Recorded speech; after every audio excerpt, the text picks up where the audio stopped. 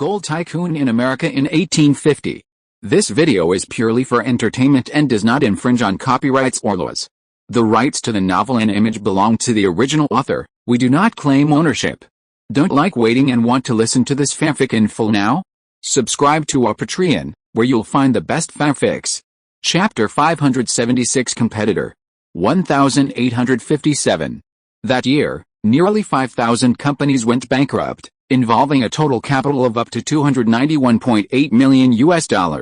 Soon the railway crisis triggered a currency crisis, and the entire banking system was paralyzed.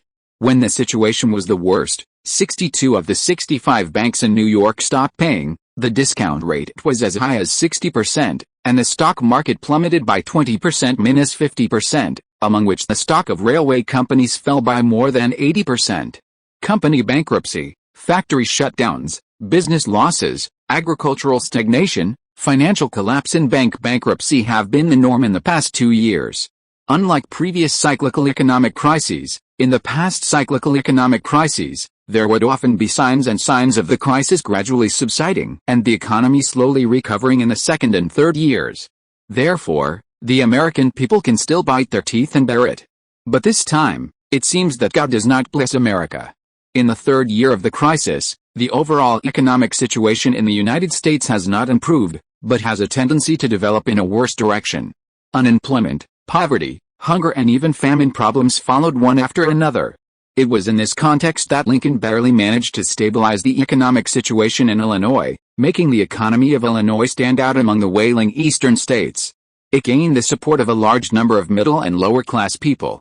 But looking at the entire United States, it was not Illinois that performed the best in the economic crisis, but the 3 states on the West Coast, led by California. The economies of the 3 states on the West Coast were not dragged down by the crisis, but continued to maintain a fierce upward momentum. This allowed many people who had lost hope in the East, as well as a large amount of capital to flow into the West Coast, and the West Coast was able to suck a lot of blood in this crisis. However, this is only an appearance. In fact, the economic crisis in the East and the economic crisis in Europe also affected the West Coast. After all, the East and Europe are the 2 most important trading partners of the West Coast. It is impossible to say that the economic crisis has no impact on the West Coast. The exports of the West Coast were also affected by the economic crisis, resulting in a slowdown in export growth in 1858. More than a dozen small and medium-sized railway companies were directly declared bankrupt due to the impact of the railway crisis. Fortunately, the West Coast region has already taken over high-profit industries such as the petrochemical industry, machine tool industry, high-end machinery manufacturing, shipbuilding industry, and arms industry. These industries directly or indirectly support a large population in the West. The petrochemical industry alone supports at least 1.2 million people. In addition, the population of the entire western region is not very large at present, so these industries are enough to make nearly 4 million people in the West live a relatively comfortable life. Moreover, there is still a lot of land to be developed in the West, and the vast inland areas can be developed through the eastward expansion movement to expand the living space and alleviate the local economic crisis through outward expansion. At the very least, they can also follow the example of Britain and dump goods in colonial countries and regions to transfer the crisis. With a market size of Japan, it cannot become a dumping ground for goods in the entire United States, but it is more than enough to be a dumping ground for goods in the Western region. What's more, the Western region also has the Qing dynasty, a trading partner with a terrifyingly large market size. The reason why California's economy can be stabilized is not to say that Fremont has a talent for saving the world. After 10 years of building a foundation and hard work, California has accumulated a lot of good cards. As long as the ruler is a normal person and does not mess around, the economy of California and even the entire West Coast region will not be too bad. Governing a state and governing a country are 2 completely different things, Liang Zhao said. Moreover, the influence of the Civic Party is limited to a corner of the West, and its influence in the East is negligible. The votes that can be drawn are very limited. If we participate in the election, our party does not have too high expectations for the election results. I heard that Mr. Lincoln's recent speeches in Ohio, Indiana, Iowa, Kansas, Nebraska, Wisconsin and other places have been warmly welcomed. The people in these areas hope that you can be nominated as a candidate for a higher position. Liang Zhao is not being modest. The political resources of the eastern states have long been controlled by the local aristocratic families, as well as the newly emerging local capitalists and large factory owners. The expansion of the Civic Party in the eastern region was not very smooth overall. It only made some progress in New York, Maryland, Georgia, and Texas, and developed some party members there. Eastern politicians naturally lack trust in the Civic Party, which is based on the West Coast, and most of the party members have different skin colors and appearances from themselves. They will only be very enthusiastic when doing business with them and it is profitable. People with different ideals cannot work together. Liang Zhao and most of the Civic Party members did not shamelessly lower their status and beg those Whigs and Democrats to join the Civic Party and take this opportunity to strengthen the Civic Party. In his view, this is not to strengthen the Civic Party and absorb members who lack identification and trust and have the same political views, but to lay mines for the Civic Party. Moreover, absorbing more Eastern members means that they must take sides on the issue of the abolition of slavery, and at present, he does not want to take sides. He knew what kind of people these makeshift teams in the East, which were mainly composed of Anglo-Saxons, were. Even if the West openly supported abolition and helped them win the future Civil War, as long as the West itself was not strong enough, the next step they would consider was to snatch the cake from the Chinese in the West and demand a share of the vested interests of the Chinese and even the pro-Chinese whites in the West. What they did to the South today, they would do to the West again. In the face of economic interests, in order to obtain cheap raw materials and labor in the South, the Yankees in the North could be ruthless to the Dixie people of the same skin color in the South, not to mention the yellow-skinned, black-haired Westerners. What's more, the industrial structure of the West is actually in competition with the North, and there is a direct conflict of economic interests. At present, the West and the North can still maintain a relatively harmonious state, not because the politicians in the North regard the West as their own people, but because there are bigger conflicts and contradictions to be resolved and they have no time to look west. As Lincoln's reputation among the people became higher and higher, voters in the North, especially those in the middle and lower classes, called for Lincoln to get a higher position.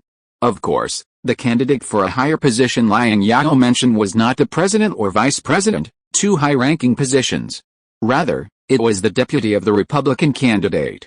Before the end of 1859, no one would associate Lincoln with the presidential or even vice presidential candidates. Although Lincoln was already the de facto leader of the Republican Party at that time and the most influential member of the Republican Party among the people. The root cause was that Lincoln came from a humble background, and the political elites did not like him, and he himself had a shallow foundation in the political world. Lincoln had neither a huge fortune nor a family inheritance. When he was in his 50s, his administrative experience was still very limited, and he did not even complete a term as governor of Illinois.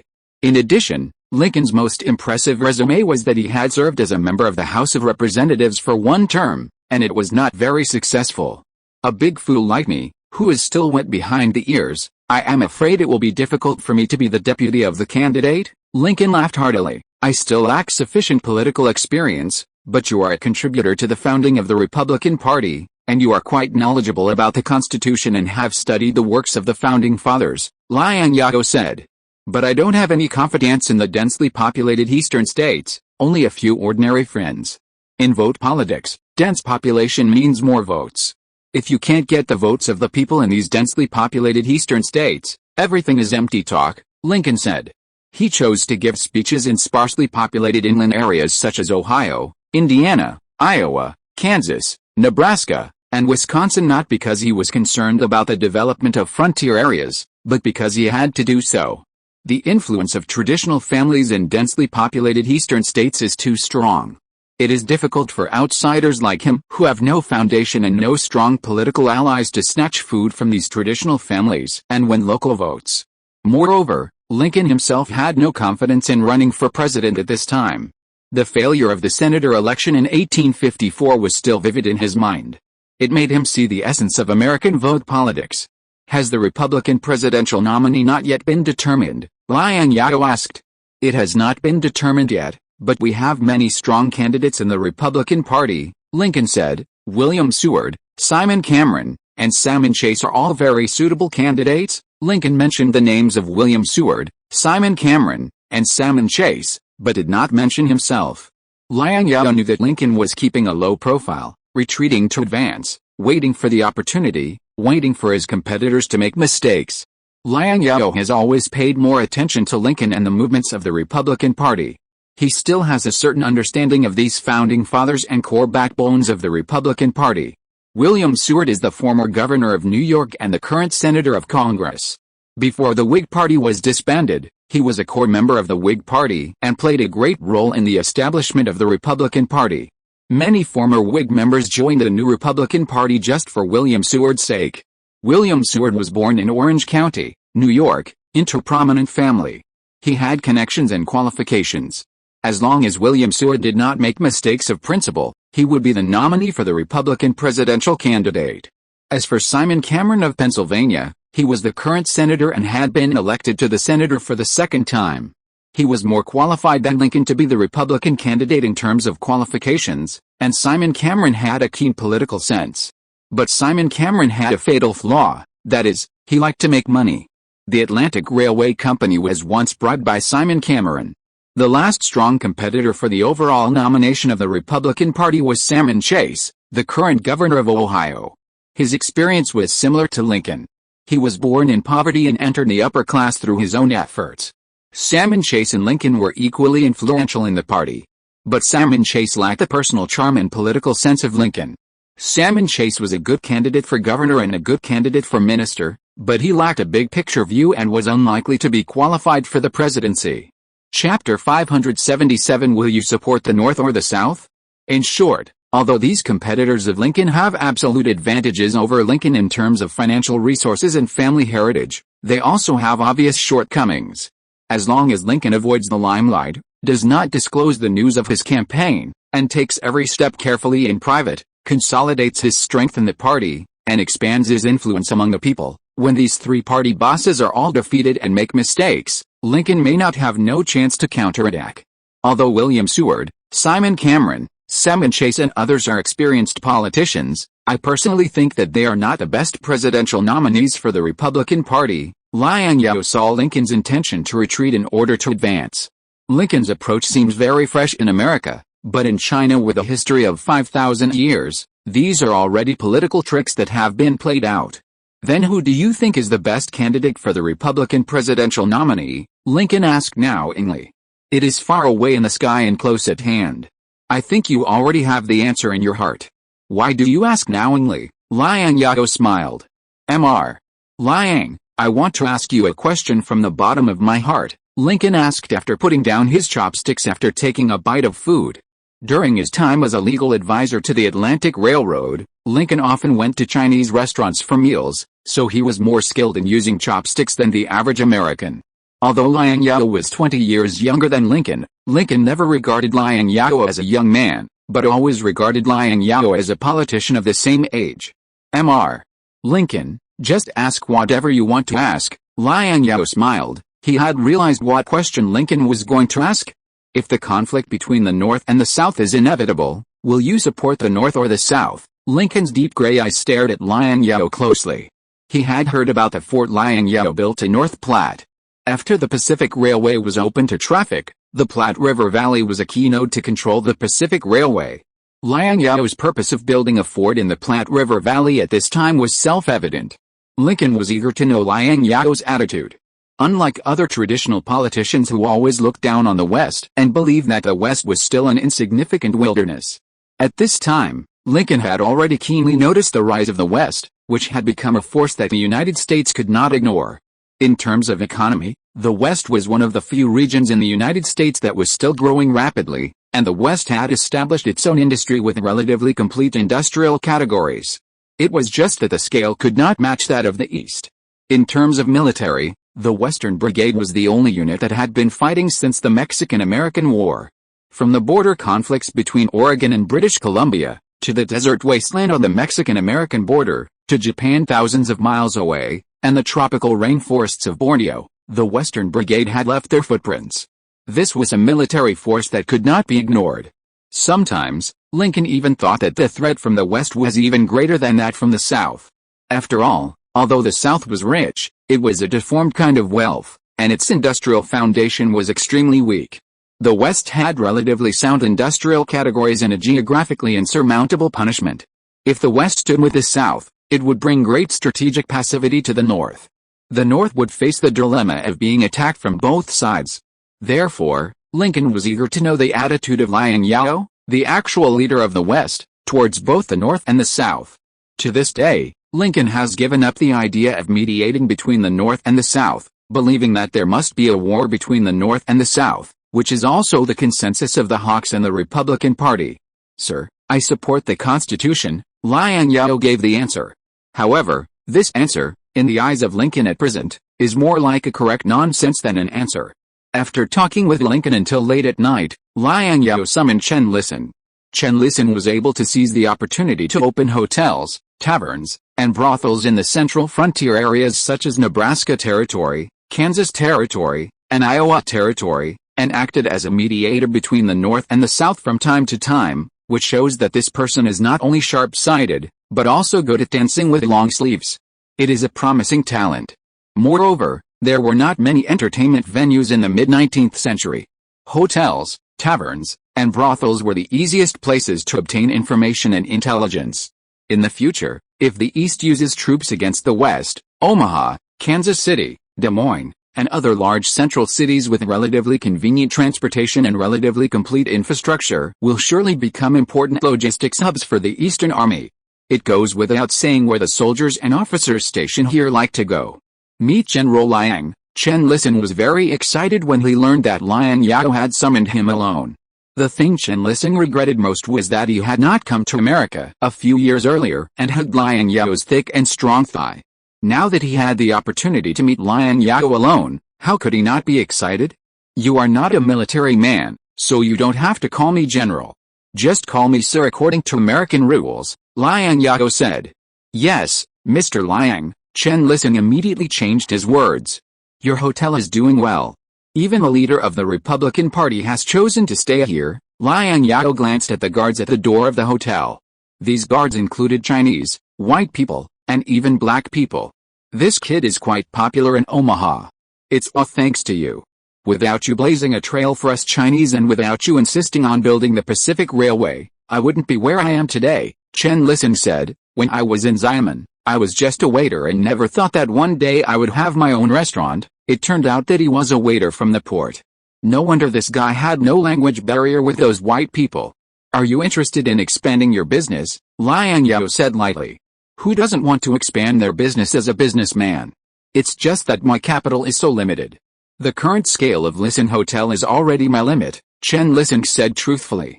One of the important reasons why he was able to gain a foothold in Omaha, Kansas, Des Moines and other places is that these central frontier regions are not peaceful, especially Kansas Territory, which is a place of war. His peers with stronger strength look down on the mosquito meat in the frontier areas, and his peers with weaker strength do not have the ability to gain a foothold here, which is why he got a bargain. "Since you have expanded your business, I would like to lend you a hand," Liang Zhao said.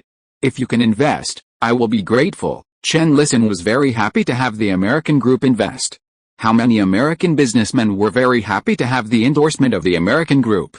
"It's not me who will invest," Liang Zhao said. "I will invest through my brother-in-law, Mr. William Vanderbilt, but I have a request." It was too obvious for the American group to invest in Chen Listen's hotel personally, so Liang Zhao decided to invest in Chen Listen's hotel through his brother-in-law, William Vanderbilt. After all, William Vanderbilt was a complete northern capital. "What request? Just tell me," Chen Listen said. "If there is any disturbance in these border areas in the central region, report to me immediately." "Understand," Liang Zhao said. "Understood," Chen Listen said. "I will definitely do the job you asked me to do properly." Chen Listen knew that Liang Zhao wanted to turn his hotel into an intelligence station, and he felt very honored for this. Not everyone had the opportunity to work for Mr. Liang. Chapter 578 Texas in 1859. 1859, the opening of the California-German Railway was the biggest news of the year in the United States, besides political news. The railway started from Los Angeles, the largest city in Southern California, and passed through Phoenix, Tucson, El Paso, and finally connected to the railway network of Texas with San Antonio, the transportation hub of Texas. The opening of the California-German Railway means that Texas's high-quality and low-cost raw materials such as donuts, sugar cane, and tobacco can be directly transported to California through this railway. At the same time, industrial products, chemical products, and even arms from California can be transported to Texas more quickly through the California-German Railway. Industrial products and chemical products exported to Europe can also be transported to the Port of Houston or the Port of Corpus Christi through the California-German Railway, and then shipped directly to Europe from these two ports. There is no doubt that the commercial value of this railway is not an exaggeration to say that it is making a fortune every day. The senior officials of California and Texas were very happy about the opening of this railway, especially the senior officials of Texas. In recent years, due to the gradual increase in export tariffs by the federal government, the price of exported cotton from southern states has been rising steadily. The original European big customers of the southern states began to gradually turn their attention to cheaper cotton in Egypt, India and other places. In addition, in order to get rid of the cotton stalks as soon as possible and avoid them rotting in the warehouse, the plantation owners in the southern states rushed to sell them at a lower price, so that the profits of cotton were no longer as good as before. In contrast, the plantation owners in Texas were lucky. Since the West Coast was the homeland, the cotton and other products sold to the West Coast were not affected by the tariff adjustment, so the plantation owners in Texas still lived quite comfortably in the economic crisis. Of course, factory owners in California were also happy to import Texas's high-quality and low-cost raw materials. In general, trade between California and Texas was a win-win situation for both parties. With the help of the California Consortium headed by the American Group, Texas also had a certain industrial foundation. It had a certain number of steel mills, military factories, and shipyards. Texas has therefore become one of the few states in the South with a certain industrial strength. As for the labor conflict between plantation owners and factory owners, due to the influx of Chinese and Mexican immigrants, this problem has not yet appeared in Texas. The economic development momentum of the entire Texas still shows a vibrant and prosperous scene. Of course, the completion of the Guard Railway also has great strategic significance for Liang Zhao. The completion of the Guard Railway means that the West Coast can bypass the railway network controlled by the North and directly transport materials to Texas and even the entire South. In terms of population, by 1859, the population of Texas had more than quadrupled compared to 10 years ago. At present, the population of Texas is as high as 430,000, including 140,000 Chinese and 70,000 Mexicans. As for those slaves, they are naturally not included in the population statistics. The population of Houston, the largest city in Texas, has also increased by more than 10 times in 10 years. From a small port city with a population of only about 10,000, it has developed into a busy port and trade center with a population of nearly 100,000. Unlike other southern ports such as New Orleans, Charleston, Norfolk, and Savannah, the merchant ships departing from Houston to Europe are not loaded with traditional raw materials such as cotton, tobacco, and sugar cane. There are more industrial products from the West Coast, such as sewing machines, bicycles, guns, etc., as well as chemical products such as kerosene, Vaseline, and lubricants. Because these products are particularly popular in Europe, with high profits and in short supply, many Texas merchants engaged in re-export trade have made a lot of money from them. The Western Consortium also regards Texas as the most important seaport to Europe and invests heavily in Texas. The two most important ports in Texas, the Port of Houston and the Port of Corpus Christi, have been able to develop so smoothly and rapidly without encountering financial and technical bottlenecks. A large part of the reason is that the main port companies responsible for these two ports have strong Western capital participation. For example, the American Ports Company, which is responsible for the operation of the Port of Houston, comes from the American Group, the largest consortium in the West. It can be said that the interests of California and Texas are deeply bound. Because Liang Zhao took the lead and set an example, intermarriage between the upper classes of the two places has become very common, and a situation of you and you has long been formed. Although Texas was still a slave state in name at this time, its economic structure was obviously different from other southern states. After attending the opening ceremony of the Guard Railway, Liang Zhao was invited by his father-in-law Bell to visit Texas, a country with simple folk customs. What surprised him was that the plantation owners in Texas not only included Dixie, Chinese, and Mexican plantation owners, but also many Indian and black plantation owners. What made people laugh even more was that because black slaves were too expensive and involved sensitive political issues, plantation owners in Texas rarely used black slaves, but used more slaves shipped from Southeast Asia and Japan as substitutes. As for the original black slaves, they were sold to other southern states. After all, the money to buy a black slave was enough to buy more than 4 other slaves.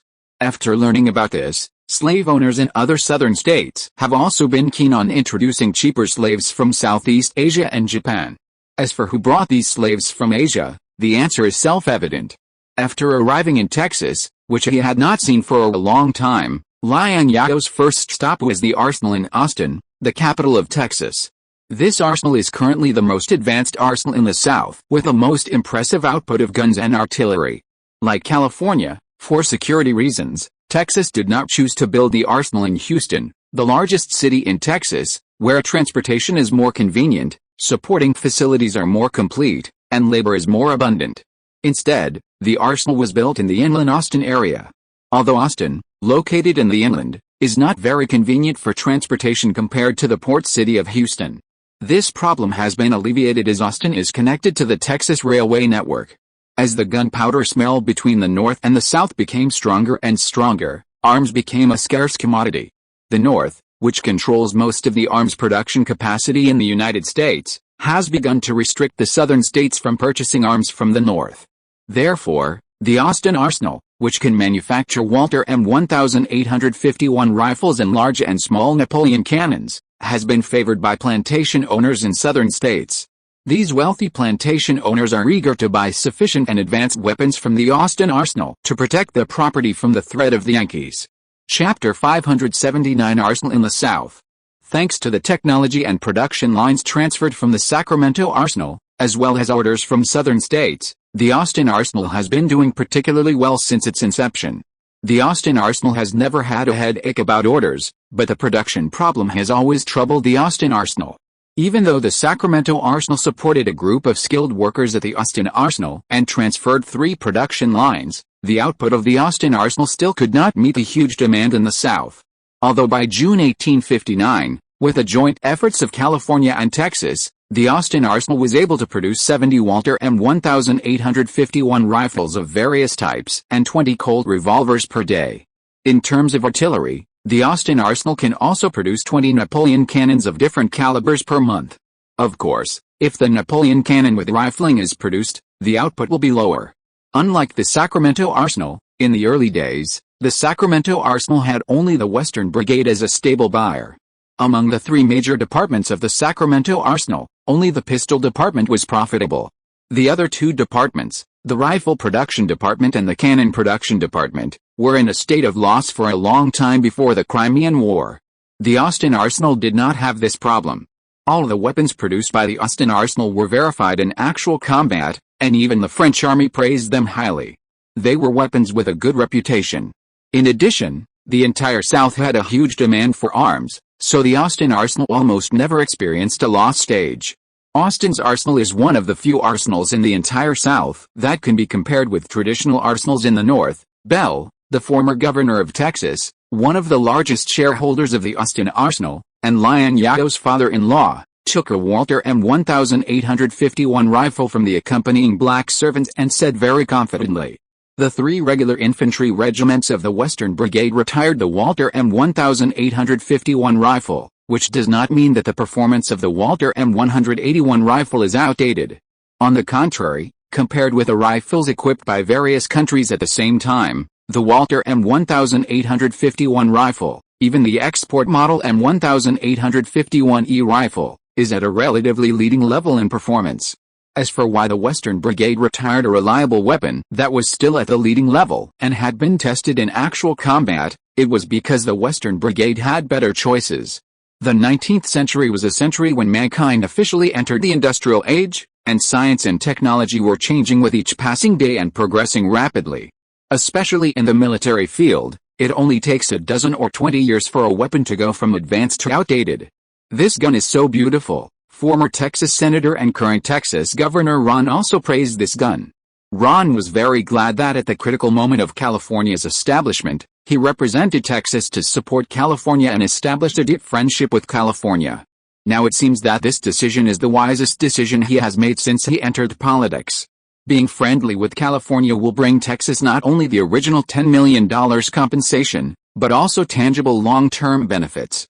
If the three West Coast states did not give priority to purchasing Texas raw materials, Texans would not have a much better life than other southern states.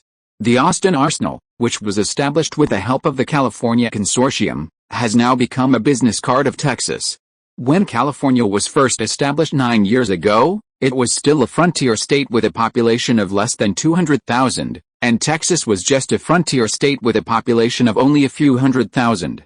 Both states were still very weak and had little say in Congress. But now California is a state with a population of more than 2.7 million, and Texas is also a state with a population of about 700,000 if slaves are counted. California is currently the object of the North's quest, and Texas is currently the object of the South's quest. Thinking of this, Ram couldn't help but sigh.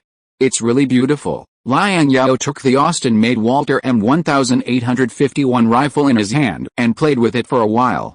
Since the Austin Arsenal uses the production line directly transferred from the Sacramento Arsenal, the Walter M1851 rifle made in Austin is almost exactly the same as the Walter M1851 rifle made by the Sacramento Arsenal. The only difference is that the inscription on the bolt of the Walter M1851 rifle made by Austin is made in Texas, while the inscription on the bolt of the gun made by the Sacramento Arsenal is made in California. Liang Zhao is generally satisfied with the Austin Arsenal, but the only drawback is that the output is still a bit low. Historically, the South did not have any military industry, nor could it produce a single gun or a single cannon. The South still has a certain number of military industries. Without any military industry, the South could not have fought the North for 4 years with the passion of the slave owners. However, the production capacity of the South's military industry is not enough compared to the North. The lost weapons are more difficult to obtain timely replenishment than those in the North, and the poor logistics supply has greatly affected the combat effectiveness of the Southern Army. There are only 2 regular arsenals in the entire South that can manufacture artillery, and the output is not very optimistic.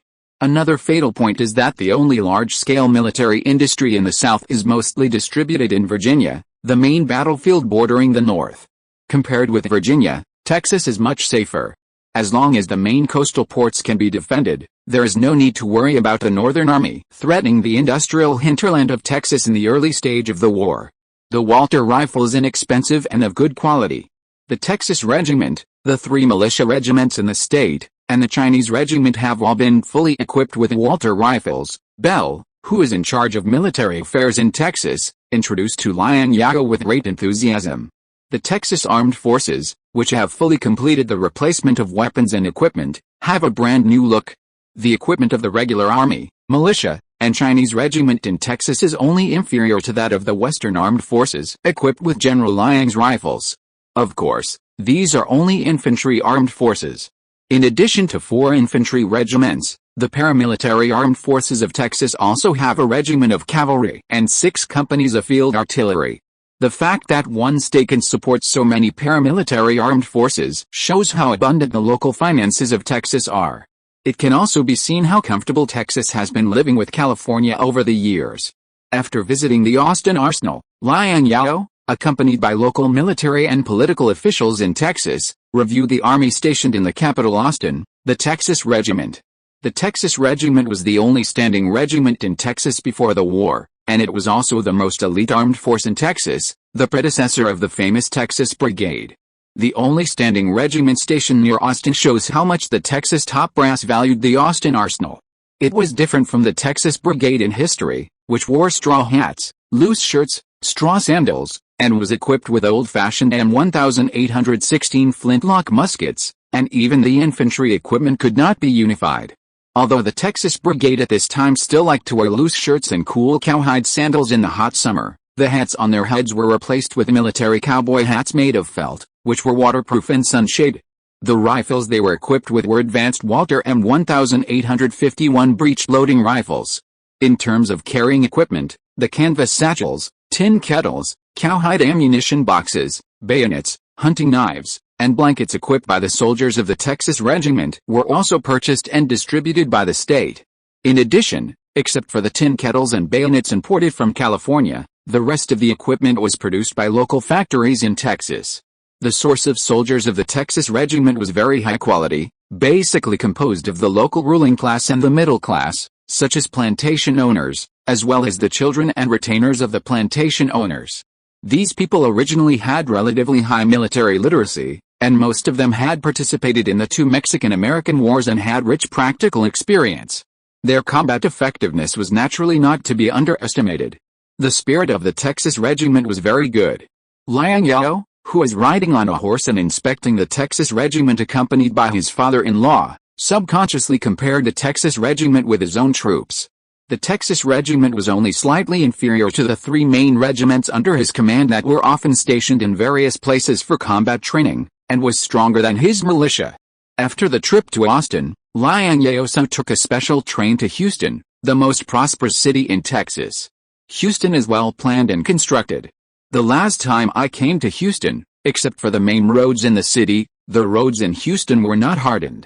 The roads were bumpy and became muddy and difficult to walk on when it rained.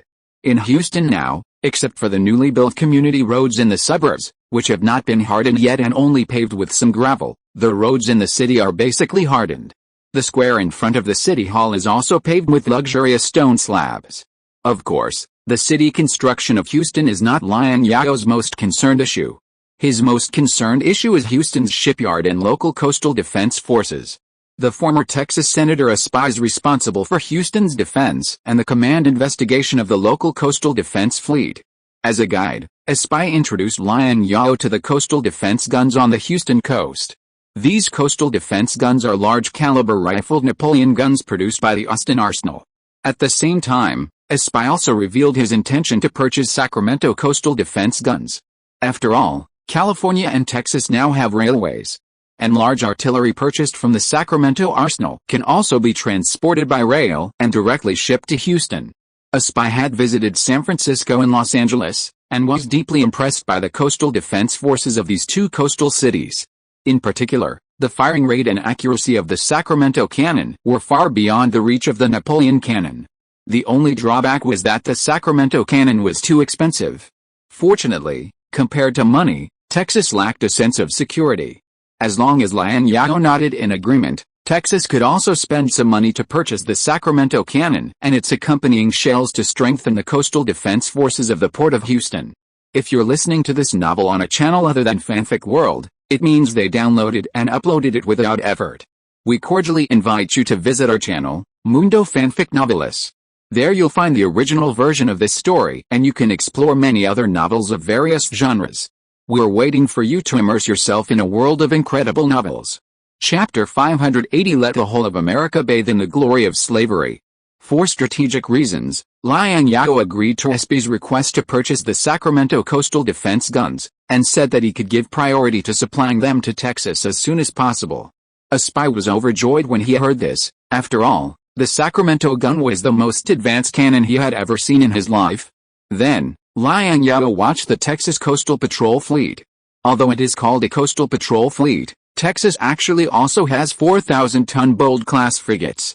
However, 2 of these Bold-class frigates were purchased from Umbrella, and the other 2 were built by the Houston shipyard. Because the top leaders of Texas prefer giant guns, and Texas has no need for ocean voyages, the Houston shipyard chose to install larger naval guns on the hull of the Bold class, sacrificing the ability to sail in the ocean. Therefore, the 2 Bold-class frigates produced by Texas are more similar to shallow-water heavy gunboats, and all their skills are focused on firepower. These 4 Bold-class warships are the core surface forces of Texas.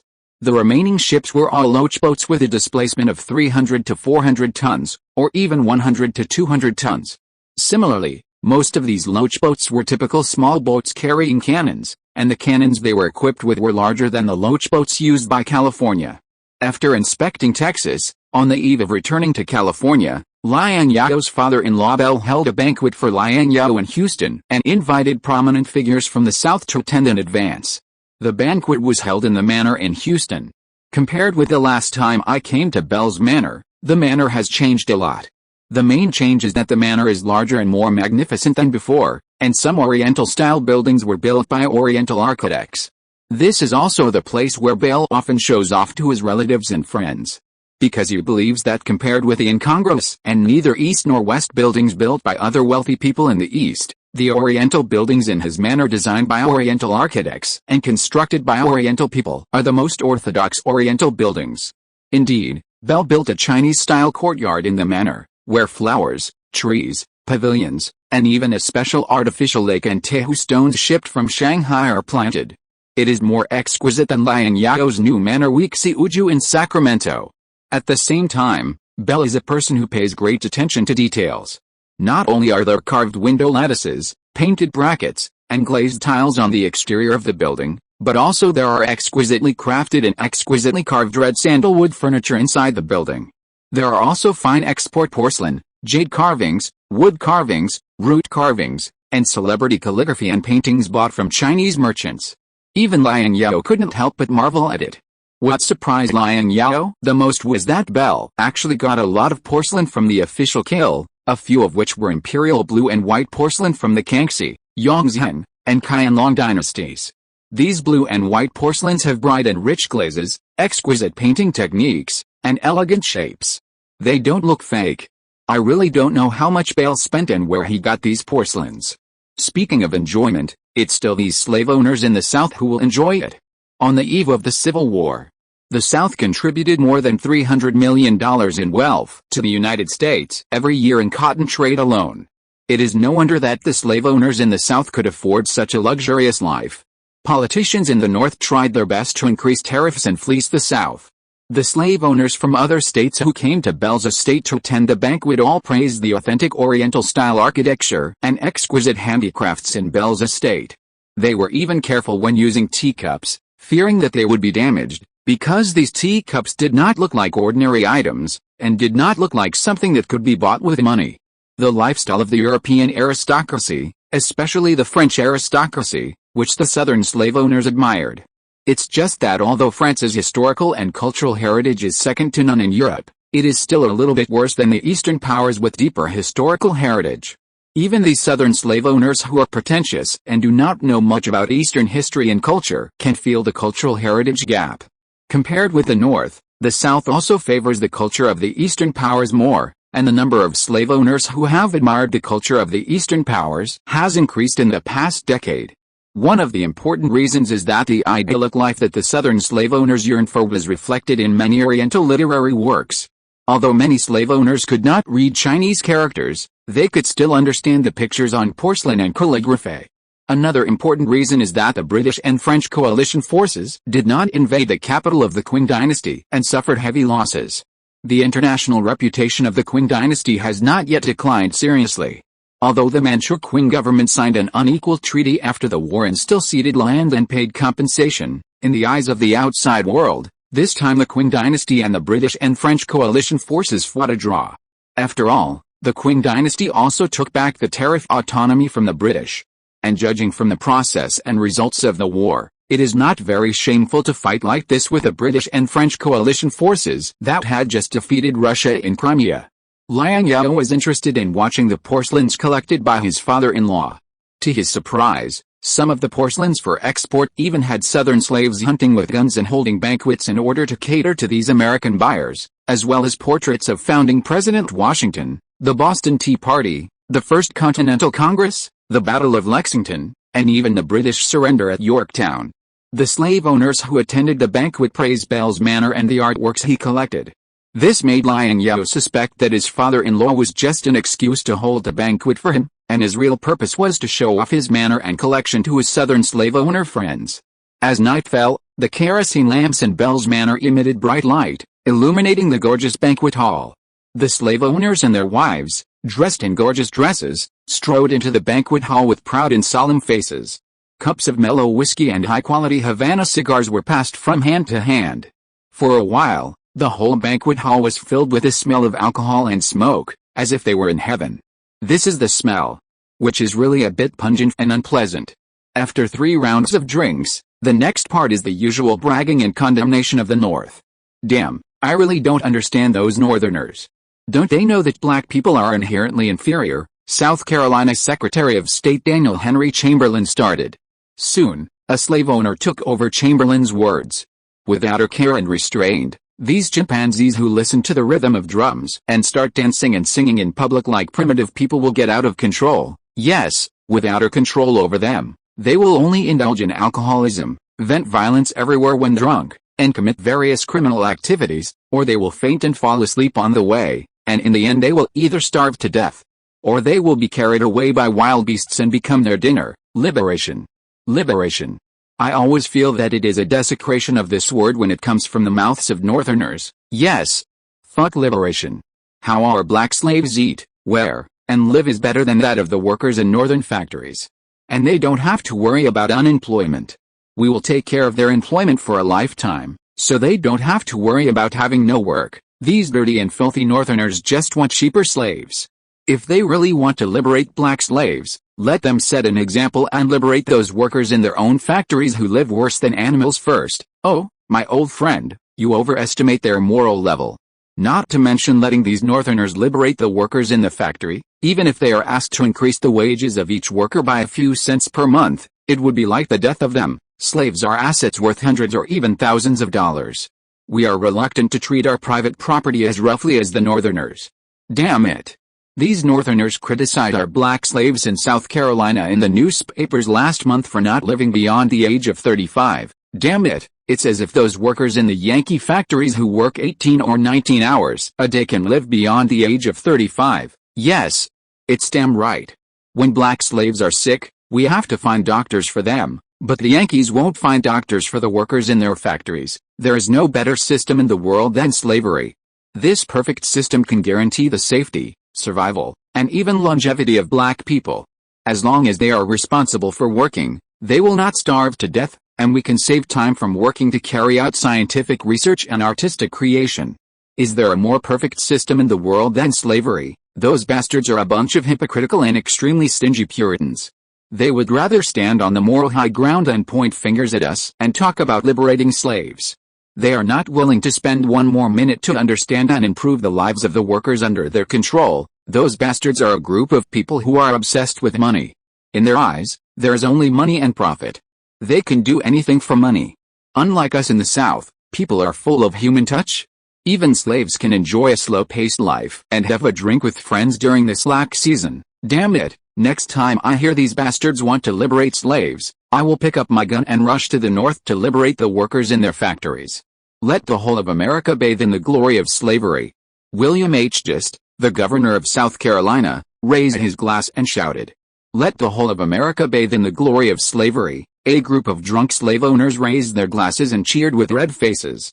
Seeing the slogan shouted so loudly, it seemed that they were really going to take up arms and march north to liberate the working people in the northern factories in the next second. Chapter 581 Male Soldiers Self-Use 99 New. Liang Zhao smoked, sipped wine, crossed his legs and watched the drunken arguments of these southern gentlemen. In the decades-long debate and scolding around the issue of the abolition of slavery, the theoretical level and thinking ability of both the North and the South have been tempered and improved, reaching a new height. Liang Zhao has no doubt that if there are Northern business owners present, they will not hesitate to fight with their canes. As early as a few years ago, a Massachusetts congressman was beaten crippled by a South Carolina congressman with a gold-studded civilized cane and stayed in bed for 2 years. Liang Zhao noticed that even among the Southern slave owners, there were some who were tough and some who were gentle in their attitudes towards the Northern abolitionists. The most tough slave owners came from South Carolina, the base of Southern slave owners, followed by Georgia and Virginia. This is related to the slave-holding traditions and strong state rights ideas of these states. Although in the United States, people's recognition of the state is far greater than that of the Federation.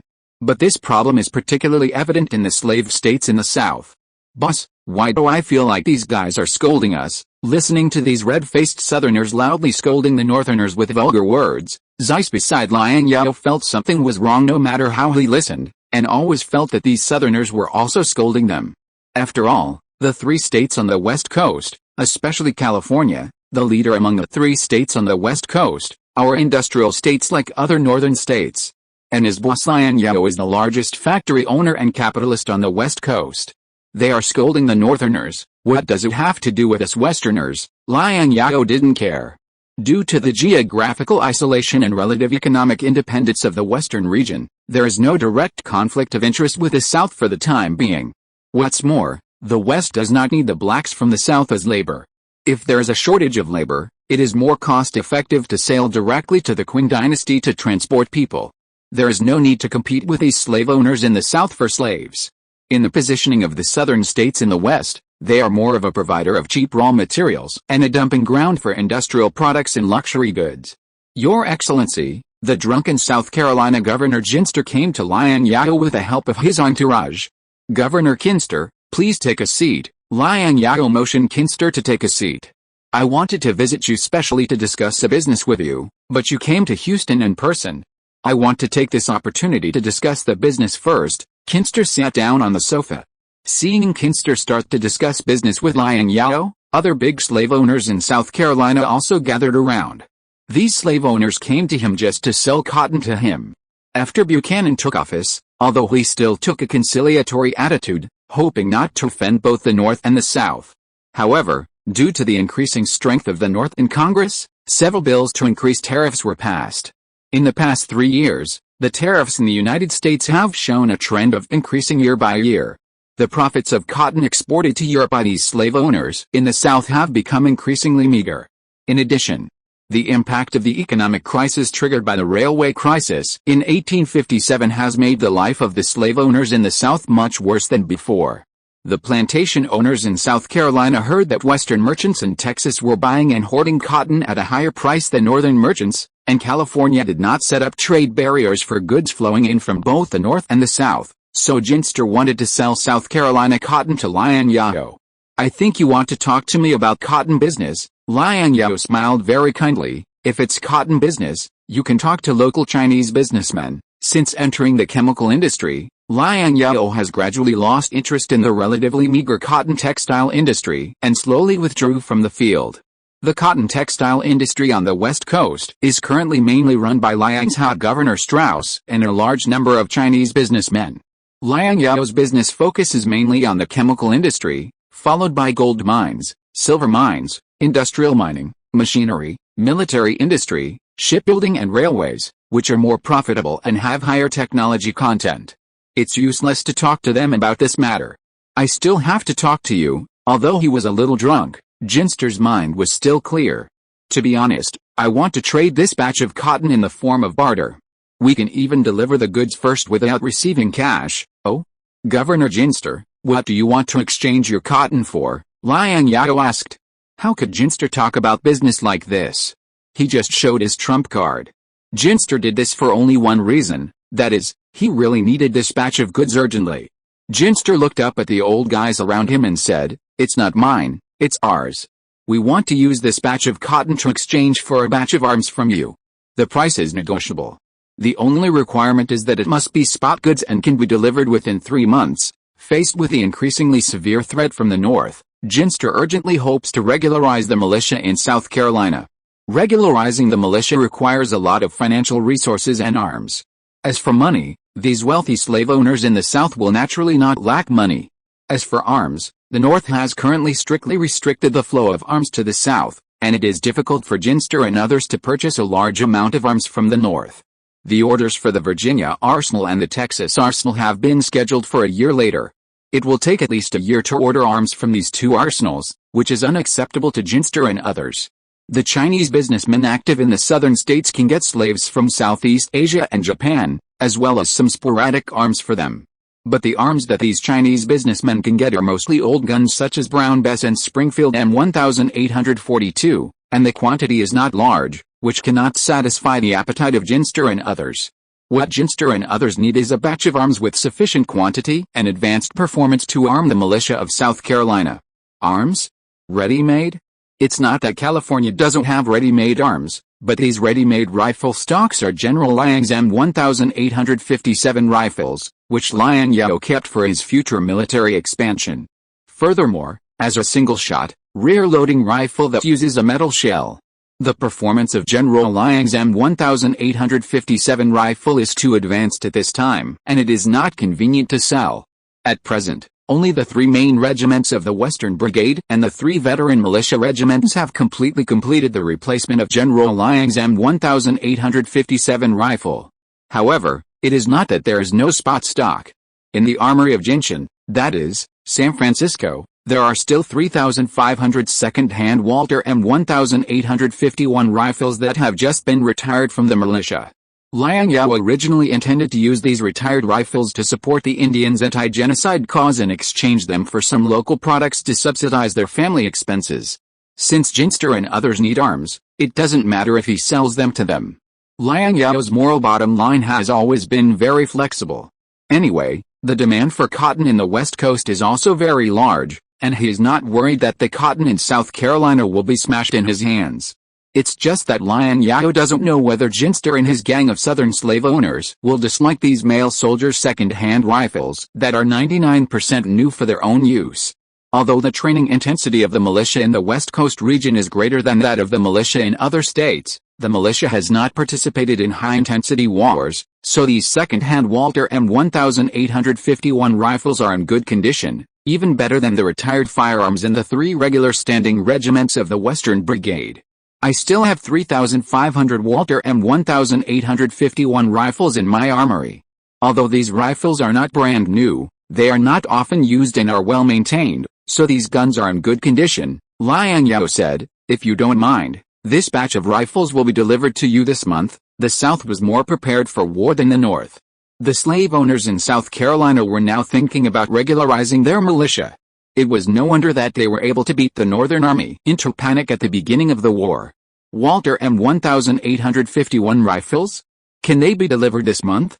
That's great. Hearing that Liang Zhao had ready-made Walter M1851 rifles to deliver, Ginster and others couldn't help but shine. It doesn't matter if the rifles are old, as long as you can attach more ammunition to each rifle. It's just that the quantity is too small. How many rifles do you need? Liang Zhao asked. 3,500 rifles are enough to equip 3 infantry regiments, and this is not enough. Liang Zhao is very curious about how many rifles Ginster and other slave owners want. 12,000 rifles, 12 million rounds of ammunition, 30 large Napoleon guns, 12-pound field guns, 60 small Napoleon guns, 6-pound field guns, and 90,000 rounds of ammunition. Ginster reported the number of arms he wanted.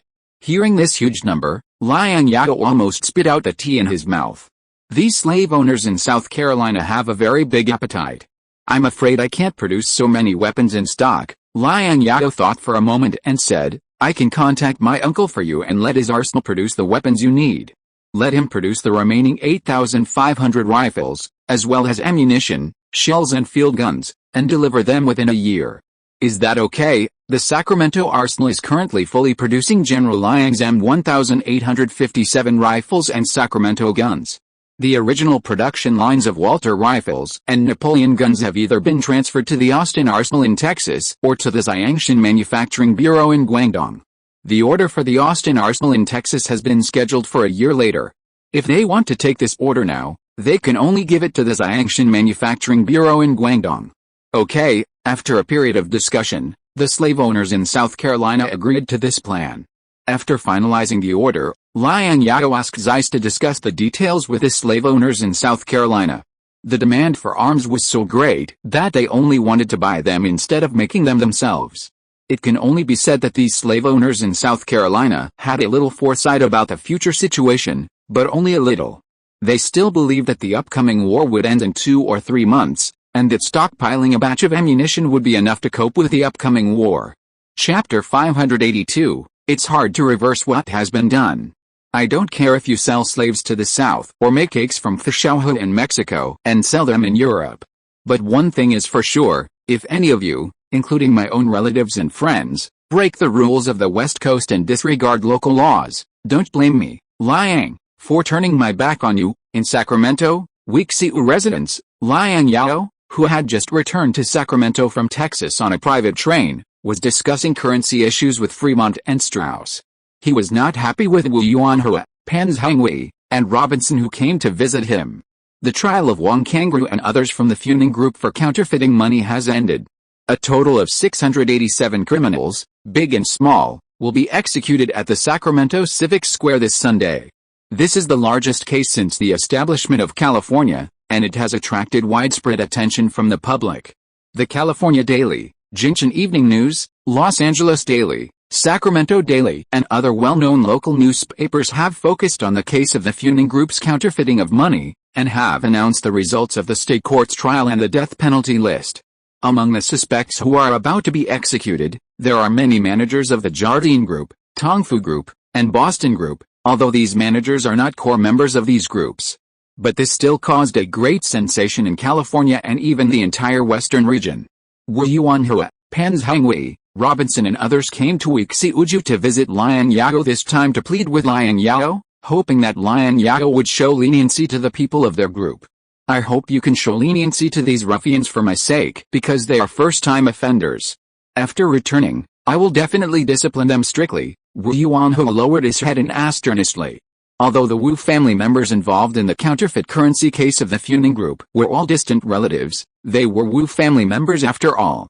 It would not be good to spread that the Wu family members were sentenced to death. As for Pan Zhangwei, his attitude was more Buddhist. No members of the Pan family were involved in the counterfeit currency case of the Funing Group, and they were not as deeply trapped as the Wu family. The people involved in the Pan family were just a few blind servants under his command. Therefore, Pan Zhangwei took a wait-and-see attitude towards this matter. He would first see what Liang Zhao's attitude was towards Wu Yuanhua. If Liang Zhao was willing to let Wu's distant relatives off the hook, he would also take the opportunity to plead for his servants.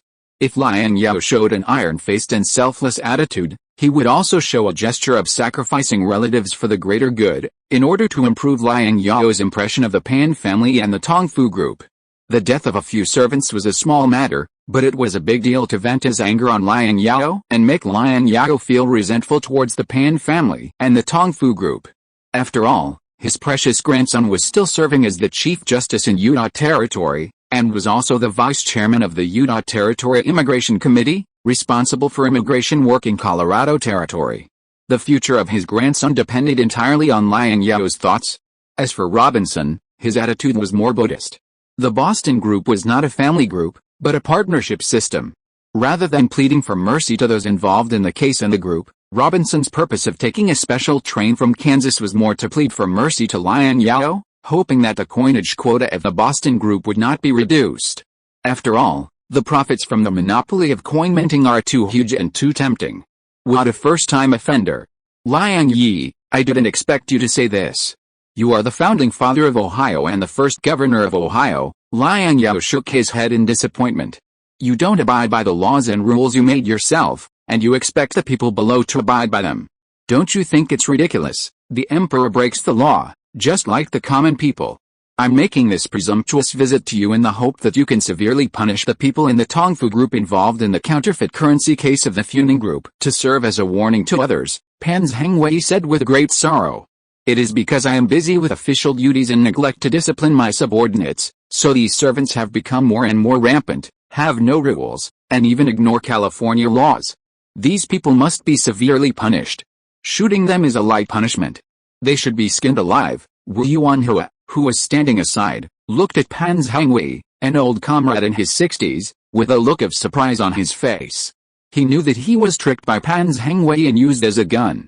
Wu Yuanhua cursed all the female members of Pan Zhangwei's family in his heart. Damn, this old man is very bad. We agreed to come together to plead with Liang Zhao, but I didn't expect that this old man saw that the situation was not right, and his ability to change his mind was better than the sailors in Jinshan Bay. Wu Yuanhua cast his eyes on Robinson, who was standing aside, thinking that Robinson was one of the founding fathers of California, the first governor of California, and had a close relationship with Liang Zhao. Robinson should be able to speak in front of Liang Zhao. The convicted people, no matter which group they belong to, should be dealt with as they should be. Robinson also expressed his opinion. He said to Liang Zhao, "Can we not reduce our coinage quota and instead pay a fine? The foreigners are indeed a group of profit-seeking people who only care about money." After hearing Robinson's statement, Wu Yuanhua couldn't help but spit at Robinson in his heart. Robinson didn't care about Liang Zhao's handling of the people involved in the Boston Group, but the coinage quota that was reduced for the Boston Group. It's hard to reverse what has been done. I have made a decision that cannot be changed. There is no room for negotiation on this matter. Let's stop here. After saying that, Liang Zhao turned and looked at Zeiss. Zeiss, bring up the sample banknotes. Not long after, Zeiss held up an exquisite wooden box and slowly placed the wooden box on the table in the reception room and opened it.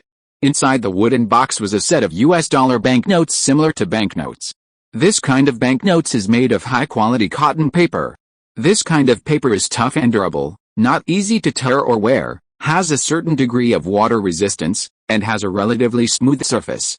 There are 4 different denominations of sample banknotes in the wooden box. From high to low, they are $10, $5, $2, and $1. The main color of this set of banknotes is red. And the $10 banknote is printed with a blue dragon pattern, and the corners of the banknote are supplemented with glutinous patterns. The $5 banknote is printed with a white tiger pattern, and the corners of the banknote are supplemented with lotus patterns. The $2 banknote is printed with a red bird pattern, and the $1 banknote is printed with a black tortoise pattern. The corners of these 2 denominations of banknotes are supplemented with auspicious cloud patterns. In general, this is a set of banknotes that are very beautifully printed. Among the people present, Fremont, Strauss and Robinson are the most interested in this set of newly printed banknotes. They are attracted by the special patterns on the banknotes and think that this set of banknotes is very good. The paper quality of this banknote is very good, and the printing process and anti-counterfeiting process are impeccable. It is better than the banknotes I have seen on the market. Are you going to print a brand new banknote? Robinson picked up a red banknote with a face value of $1 and rubbed it for a while and said, "No, this is not a banknote." Liang Zhao corrected, "This is a real currency." Early American banknotes and currencies are essentially different. Banknotes are a credit instrument issued by a specific bank and need to rely on the bank's reputation to be exchanged, while currency is a means of payment issued by the government or an authority, has legal payment status, and can circulate freely in the market without separate exchange. Chapter 583, One person forged the account, and the whole family was shot. Continental currency. This was Robinson's first reaction when talking about paper currency. Will it be successful to just issue this kind of paper currency, given the final outcome of the continental currency? Robinson was full of concerns about the future of paper currency. Continental currency, that is, the earliest US dollar, was the US mainland banknote. These continental banknotes were issued by the Continental Congress between 1775 and 1779 to finance the American War of Independence. These banknotes were printed with the words United States, so they were called continental currency. However, the fate of the continental currency was the same as that of early paper currency. It depreciated rapidly shortly after its issuance and soon became invalid. The reasons are nothing more than the following. Inflation and depreciation. The number of continental currency issued was too large, and there was not enough precious metal reserves and credit endorsement from government banks, which led to rapid inflation and rapid depreciation of the continental currency. Eventually, it lost the trust and acceptance of the people. Counterfeiting problem. Because the printing process of the continental currency was relatively simple at that time, it was easy to be counterfeited. As a result, the number of counterfeit coins increased, which made people doubt the authenticity of the continental currency, exacerbating the trust crisis of the continental currency. Insufficient government credibility. The issuance of continental currency did not receive sufficient government support and credibility guarantee, and the American government at that time was unable to fulfill its promises while supporting the war. Impact of the war. The continuation of the War of Independence and the uncertainty of the outcome of the war also had a negative impact on the stability of continental currency. Liang Zhao has also considered the above-mentioned problems. The problems of inflation and depreciation can be regulated by controlling the issuance of currency. At present, the governments of the 3 states on the West Coast, especially the California government, have a good reputation and can provide strong credit endorsement for paper currency. Furthermore, as the world's major precious metal producing area, the West Coast currently has enough precious metals to endorse paper currency. As for the problem of counterfeiting, the printing technology in 1859 has been greatly improved compared to 1775. As long as the printing of paper money is sophisticated enough, the threshold for counterfeiting is raised, and the counterfeiters are punished with capital punishment. This problem is not unsolvable. If paper money can be circulated, it will be a great thing for the public, business and the people. I'm just afraid that it will become waste paper like the Ming Dynasty treasure notes. Pan Zhengwei's first reaction was to think of the Ming Dynasty treasure notes. He picked up a $2 red note and looked at it carefully. He wanted to raise the issue of counterfeiting among the people, but after seeing the warning printed in both Chinese and English on the note, legal tender, one person counterfeiting, the whole family shot, he suddenly felt that his worries were unnecessary. One person counterfeiting, the whole family shot.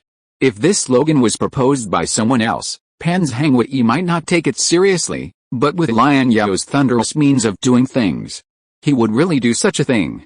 Pan Zhangwei also understood why Liang Zhao had to deal with the case of the Funing Group's private currency casting in such a high-profile manner. It felt like killing a chicken to scare the monkeys and build momentum for the issuance of these banknotes. Even the core members of the California consortium such as the Jardine-Matheson Group, the Tongfu Group, and the Boston Group were shot for their involvement in the case of minting private coins. Other dishonest people who wanted to print these banknotes in a crooked way must carefully consider before taking action. As long as we have sufficient gold and silver as reserves to cope with the exchange of private money and do not issue banknotes indiscriminately, we can stabilize the value of banknotes, Liang Zhao said. Moreover, the use of banknotes can not only provide convenience for the people and promote commercial trade, but also reduce the outflow of our local gold and silver to a certain extent. Those Europeans, especially the British, are very smart. Will they accept our use of this kind of banknotes in foreign trade? Wu Yuanhe was also a little worried about the future of this paper currency. You are right, Europeans are not fools. If they can use these papers to exchange for gold, silver, kerosene and other hard currencies in Europe without hindrance, I think they will slowly accept this currency, Liang Zhao said. At present, in addition to the more troublesome real gold and silver for payment, the most commonly used cross-border payment method for trade between the West and Europe, and even parts of East Asia, is to use payment guarantees, bills of exchange, and banknotes from major banks for payment. These methods have their own disadvantages. The disadvantage of real gold and silver is that it is not easy to carry and the transportation and storage costs are high, especially when conducting large transactions. Payment guarantees, bills of exchange, and banknotes from major banks are very dependent on the credit and payment commitment of the bank, and there is a risk of bank default or refusal to pay. During this economic crisis, some banks in the eastern United States, such as the Bank of Philadelphia and the Manhattan Company Bank, refused to pay payment guarantees and bills of exchange for European customers, which shocked European customers a little bit, and also damaged the credit of American banks and even the entire business community in Europe. Of course, in addition to facing the credit risk of banks, cross-border transactions also face low payment efficiency. Payment for cross-border trade may take a long time and steps, especially for letters of credit and bills of exchange, which require a relatively long processing and confirmation time. With a communication efficiency under this era, it is normal for a bill of exchange to take you a year or two to process. This is not a big problem for the wealthy and cash-rich chaebols present. But for small businessmen who are pursuing high capital turnover, it is very fatal. Not only international trade, but also interstate trade in the United States often faces this problem. Like the Western region, bankers from all over the country are in harmony and allow branches to be opened in major cities between each other. This harmonious scene is unimaginable in the Eastern region. Banks in the Eastern states are basically each encircling their own territory, monopolizing the financial resources of the state, and refusing foreign bank capital to enter the state to participate in the competition. Therefore, the payment efficiency of bank guarantees and bills of exchange in the United States is also shockingly low. This situation did not last until Lincoln came to power, promoting the modernization of U.S. dollar banknotes, formally stipulating the paper currency system of the United States, and issuing the first set of official U.S. dollar banknotes, which is the so-called greenback in later generations. The trade barriers between the states and the United States were gradually broken. Of course, at first, Lincoln promoted the modernization of U.S. dollar banknotes, and the main purpose of issuing banknotes was not to break the trade barriers between the states, but to raise war funds. After the dollar was paperized, the federal government started printing money and issued paper money on a large scale to meet military expenses. During this period, the Lincoln government issued many banknotes of various denominations, including $5, $10, $20, $50 and even $100. The first set of paper currency in the Western region was only issued up to $10. Liang Zhao was already quite restrained and conservative. The war was not only about industrial strength, but also about the economy. The reason why the South was defeated by the North in later generations was that in addition to the absolute crushing advantage of the North's industry over the South, the fact that the elites in the North were better at integrating economic resources than the elites in the South was also a very important reason. In terms of wealth, the wealth held by the Dixie rich who had sold cotton for decades would never be less than that of the Yankees in the North. It's just that all the wealth of the Dixie guys in the South was used on the knife handle. The Southern Army was short of supplies and could not even pay the soldiers.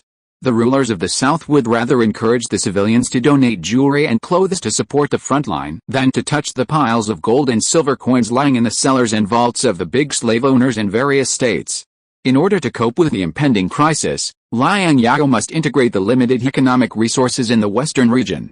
On a small scale, promoting the paper currency of the US dollar will help promote private trade and facilitate the lives of ordinary people.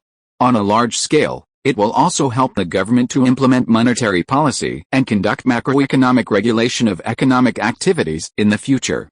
Of course, once a war breaks out, under the condition of financial tension, we can also learn from the federal government and start the printing press to ease the pressure of military expenditure and survive for a while.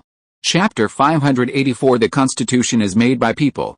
As long as the amount of paper money issued is controlled and there is enough gold and silver as reserves, I think this move is feasible, Pan Zhengwei asked tentatively. I just don't know how these paper money is going to be issued, which banks will issue it, and how much the first batch of issuance will be, how much money will be issued in the first batch, and whether Tongfu Bank can participate in the issuance of these red paper money. This is the issue that Pan Zhengwei is most concerned about now.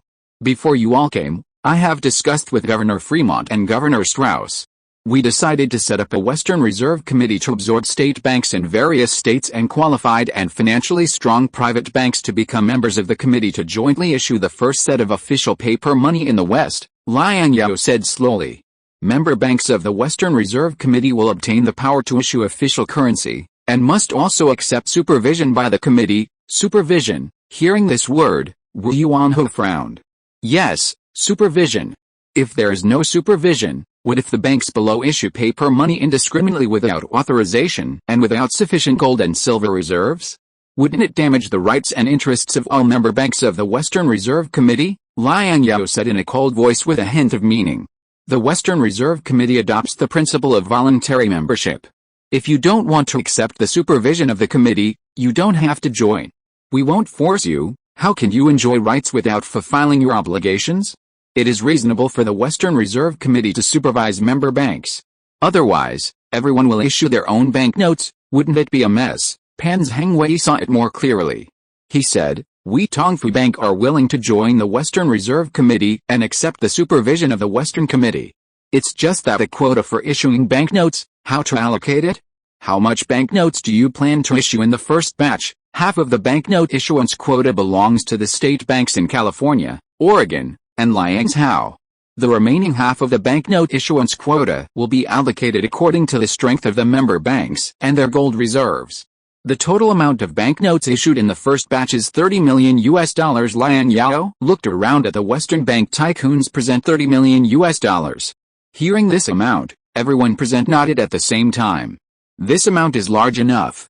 Even if the state banks of Canada, Russia and Liang took half of the quota, these private banks can still share the remaining $15 million of currency issuance quota. It's just that these words on the currency are probably against the spirit of the Constitution. Robinson pointed to the words legal tender, all family executed for forgery on the red banknote and said, I suggest deleting these words from the officially issued currency. If these words are retained on the officially issued currency, I'm afraid the Easterners will use this as an article to accuse us. The Constitution is made by people, Liang Zhao said disdainfully. Those Easterners should abide by the Constitution first before accusing us. How we print these sample notes is how we print the officially issued paper currency. I have said that if you want to join the Western Reserve Committee, stay. And if you don't want to join, you can leave now. The elites in the East, especially the elites in the north of the East, just talk about the sacred Constitution and hope that people will abide by it. If the Yankees in the North had really abided by the Constitution, Lincoln would not have come to power, and the Civil War would not have broken out.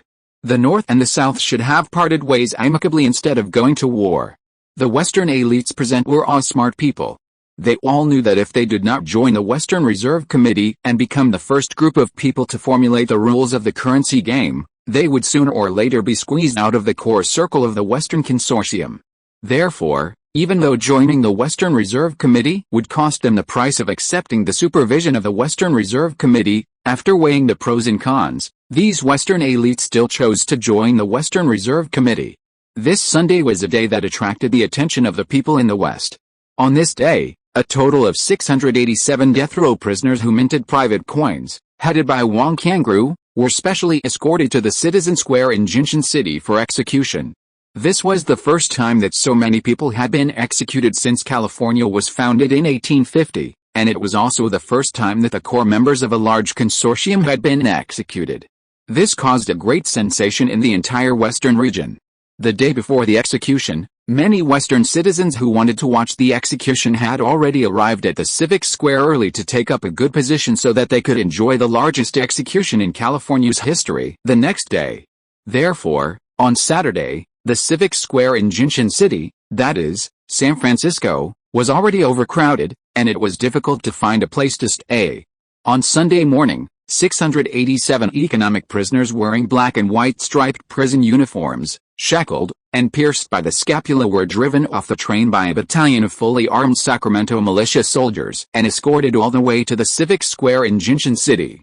The Civic Square in Jinshan City is already the largest city square in the entire western region, but even so, the entire square was already packed. The soldiers of the Sacramento militia had to clear a path to the execution ground before they could escort the 687 economic prisoners who were strung together into the execution ground. At noon, the shooting of these economic prisoners officially began. The soldiers of the Sacramento militia shot these economic prisoners in batches and executed them. The executed economic criminals were dragged directly to the fire that had been prepared in the square and poured with kerosene for cremation on the spot. The few economic criminals who were not completely dead in the execution struggled painfully in the fire after their bodies were set on fire. The air was filled with a strong smell of blood and the scorched smell of cooked meat, which was the smell of death. This scene frightened the economic criminals who had not yet been executed to the point of incontinence, and even the few soldiers of the Sacramento militia who were carrying out the execution could not help but vomit. The gunshots and cheers of the onlookers in Jinshan Citizen Square continued for a long time. All 687 death row prisoners were not executed until 5 p.m. The bloodstains on Jinshan Citizen Square had not yet been washed away. The next day, the Western Reserve Committee was officially established. On the third day, the state banks of California, Oregon, and Liang Zhao issued a very exquisite red banknote. At the same time, the governors and treasurers of the three states also issued announcements to the outside world, declaring that the red banknote US dollar was the legal currency recognized by California, Oregon, and Liang Zhao. Anyone can take these red notes to the state banks in California, Oregon, and Liang Zhao, as well as the member banks of the Western Reserve Committee, Bank of America, Bank of Georgia, Tongfu Bank, Jardine Matheson Bank, and Boston Bank, without any personal identification, and exchange them for the same amount of US dollar coins and gold and silver. If the bank refuses to pay, it will receive 10 times the amount of the refusal to pay. Chapter 585, Prepare for War. Once the announcement of the governors and the finance ministers of the three states on the West Coast was issued, the entire Western region was shocked. It's not that the people in the West have never come into contact with paper money.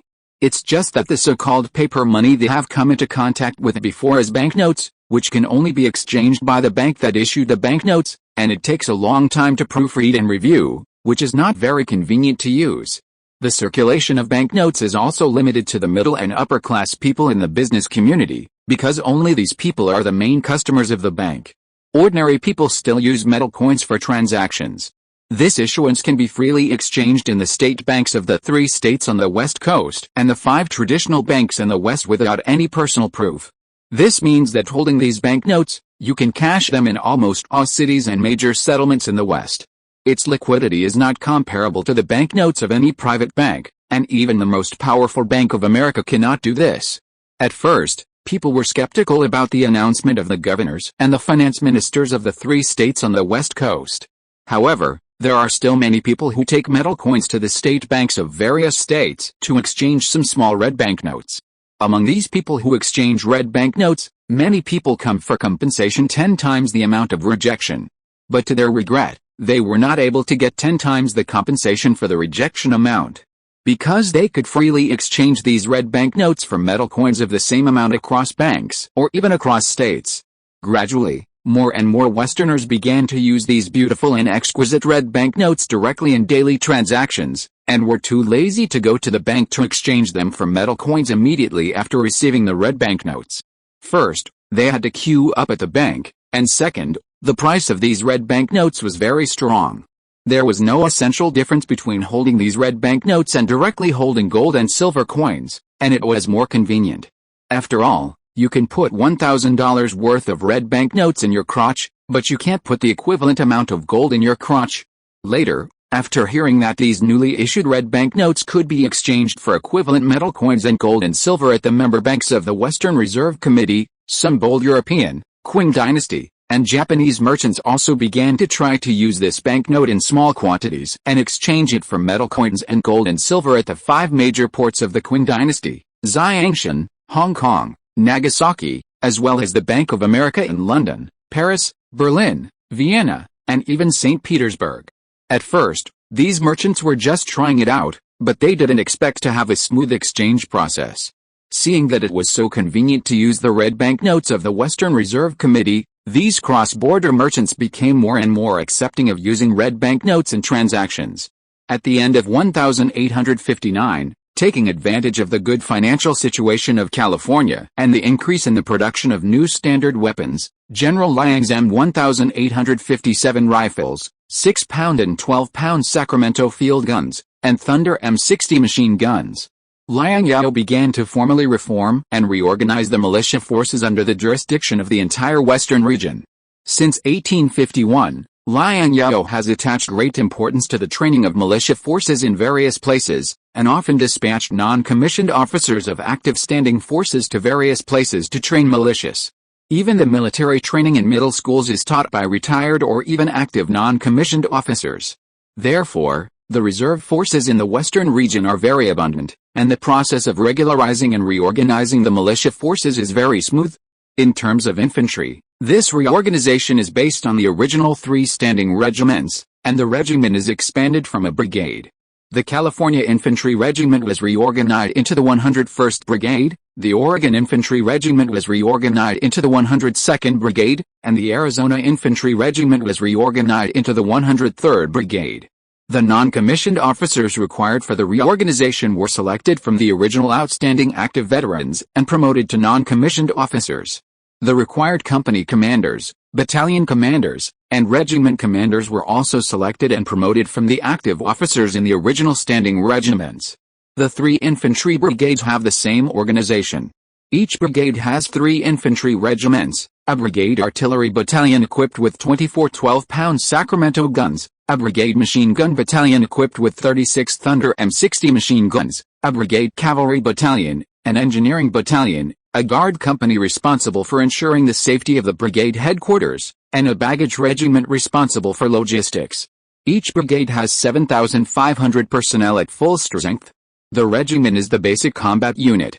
At full strength, each regiment has 3 infantry battalions, an artillery company equipped with 8 6-pound Sacramento guns, a machine gun company equipped with 12 Thunder M60 machine guns, and a logistics company responsible for logistics. Each regiment has 1,500 personnel at full strength. In addition to the 3 basic infantry brigades, Liang Zhao has an independent artillery regiment, a cavalry regiment mainly composed of Indians, and a Mongolian cavalry regiment and a Solon cavalry battalion that are being trained but have not yet fully formed combat effectiveness. After the militia was formalized and reorganized, the number of regular armed forces in the entire West reached 27,400, which was the limit of the current financial support of the entire West. In the process of formalizing the militia, Liang Zhao also took the opportunity to build the Sacramento Military Academy in Sacramento to train younger officers, especially focusing on training artillery officers and cavalry officers. At the same time, Liang Zhao asked the Sacramento Arsenal to produce guns and ammunition at full capacity, and to stockpile a large amount of strategic materials such as food, medical supplies, sugar, blankets, and cloth. These materials were continuously transported to major cities and settlements along the Pacific Railway, through the Pacific Railway.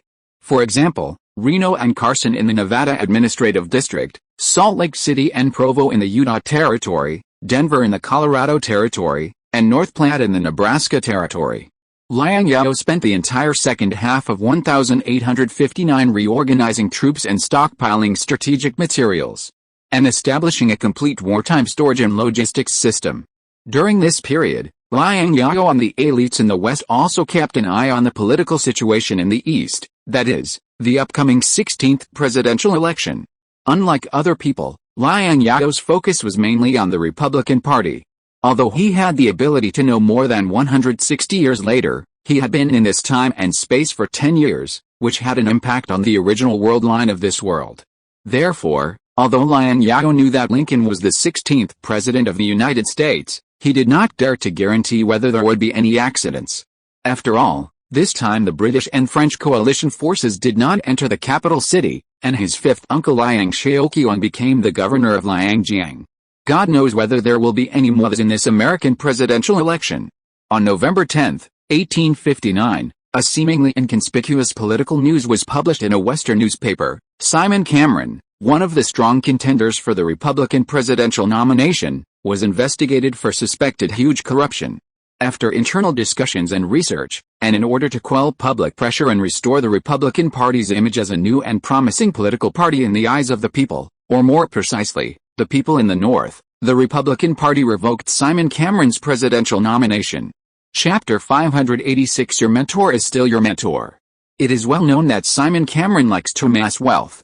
But Simon Cameron was investigated for suspected huge corruption when he was competing for the Republican presidential nomination, which made him lose his presidential nomination qualification. This is hard not to arouse people's imagination. The official campaign has not yet begun, and the Republican Party has exposed such a big corruption scandal. The future of the Republican Party is becoming more and more uncertain. Douglas and Breckinridge have a greater chance of winning. In Wuxi Uju, California Senator and Secretary of State Wen couldn't help but sigh when he saw that the core members of the Republican Party were investigated for suspected huge corruption. After the dissolution of the Whig Party, the Democratic Party has actually formed a situation of one party dominating. At this time, as long as the Democratic Party can unite and resolutely clarify the position of the Democratic Party, and no longer waver and continue to reconcile the contradictions between the North and the South, there is absolutely no place for the Republican Party in this election. It's a pity that the Democratic Party, as a relatively conservative old party at this time, is impossible to have the courage to cut off the arm of a hero. The Democratic Party has a strong support base in the southern states, especially in those states that rely on slave labor. The Democratic Party is impossible to give up these southern votes. There was no radical leader in the party who dared to risk being criticized by thousands of people and completely cut off from half of the country. The Democrats wanted to gain the support of the northern states, but they were reluctant to give up the southern vote bank. This contradictory attitude of wanting both would only end up with nothing. In fact, the Democratic Party had already split at this time, gradually forming the Northern Democratic Party and the Southern Democratic Party. The Northern Democratic Party launched its own interest representative Stephen A. Douglas. The Southern Democratic Party launched its own interest representative John C. Breckinridge to participate in the presidential election of 1860. The internal division further weakened the party's influence in the election and dispersed the political power of the Democratic Party. As an emerging party, the Republican Party could not shake a complete and united Democratic Party, but if it was a divided Democratic Party, it would be unknown who would win the presidency. A lean camel is bigger than a horse. Although the Democratic Party has split, its strength should not be underestimated. Especially the Northern Democratic Party represented by Douglas, which is still very strong. Lincoln was known for his good speeches and debates. Douglas was one of the few people who could beat Lincoln in debates. Such a person must not be underestimated. A blessing in disguise. Liang Zhao doesn't think so. If the Republican Party can properly handle Simon Cameron's corruption case, the Republican Party may not be able to turn danger into safety, or even turn a disaster into a blessing. Politician corruption is nothing new in America. It is abnormal for politicians not to be corrupt in America. It's just that everyone usually knows it. Only when the political struggle reaches a white-hot stage will such things be put on the table to completely defeat the opponent. In this way, next year we will see Fremont and Douglas of the Democratic Party and Seward of the Republican Party compete on the same stage, Jerwin said with a mentality of watching the fun. Anyway, this is the first time that the Civic Party has participated in the election. Members of the Civic Party do not want to wade into the muddy waters of the East. They all participate in the election of the 16th president next year with the mentality of participating. Jerwin's view also represents the view of the vast majority of American politicians at present. Most American political elites are most optimistic about the 16th presidential candidate, either Douglas or Seward.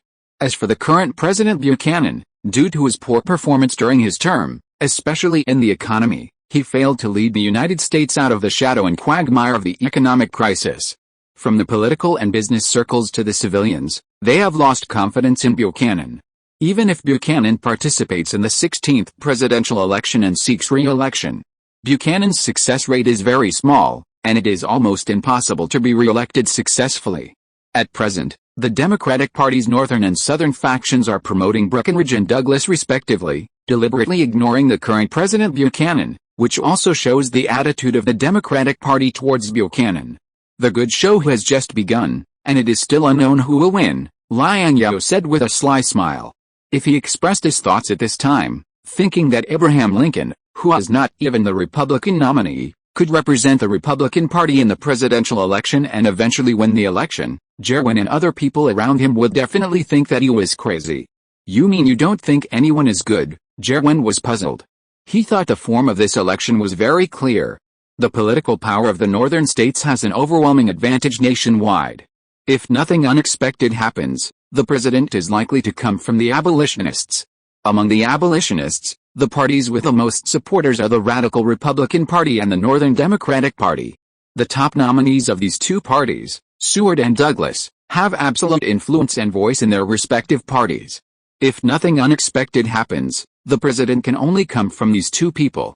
The only variable is the candidate of the Southern Democratic Party, Breckinridge. Wait and see, this presidential election must be very exciting. Liang Zhao took a sip of tea and changed the subject.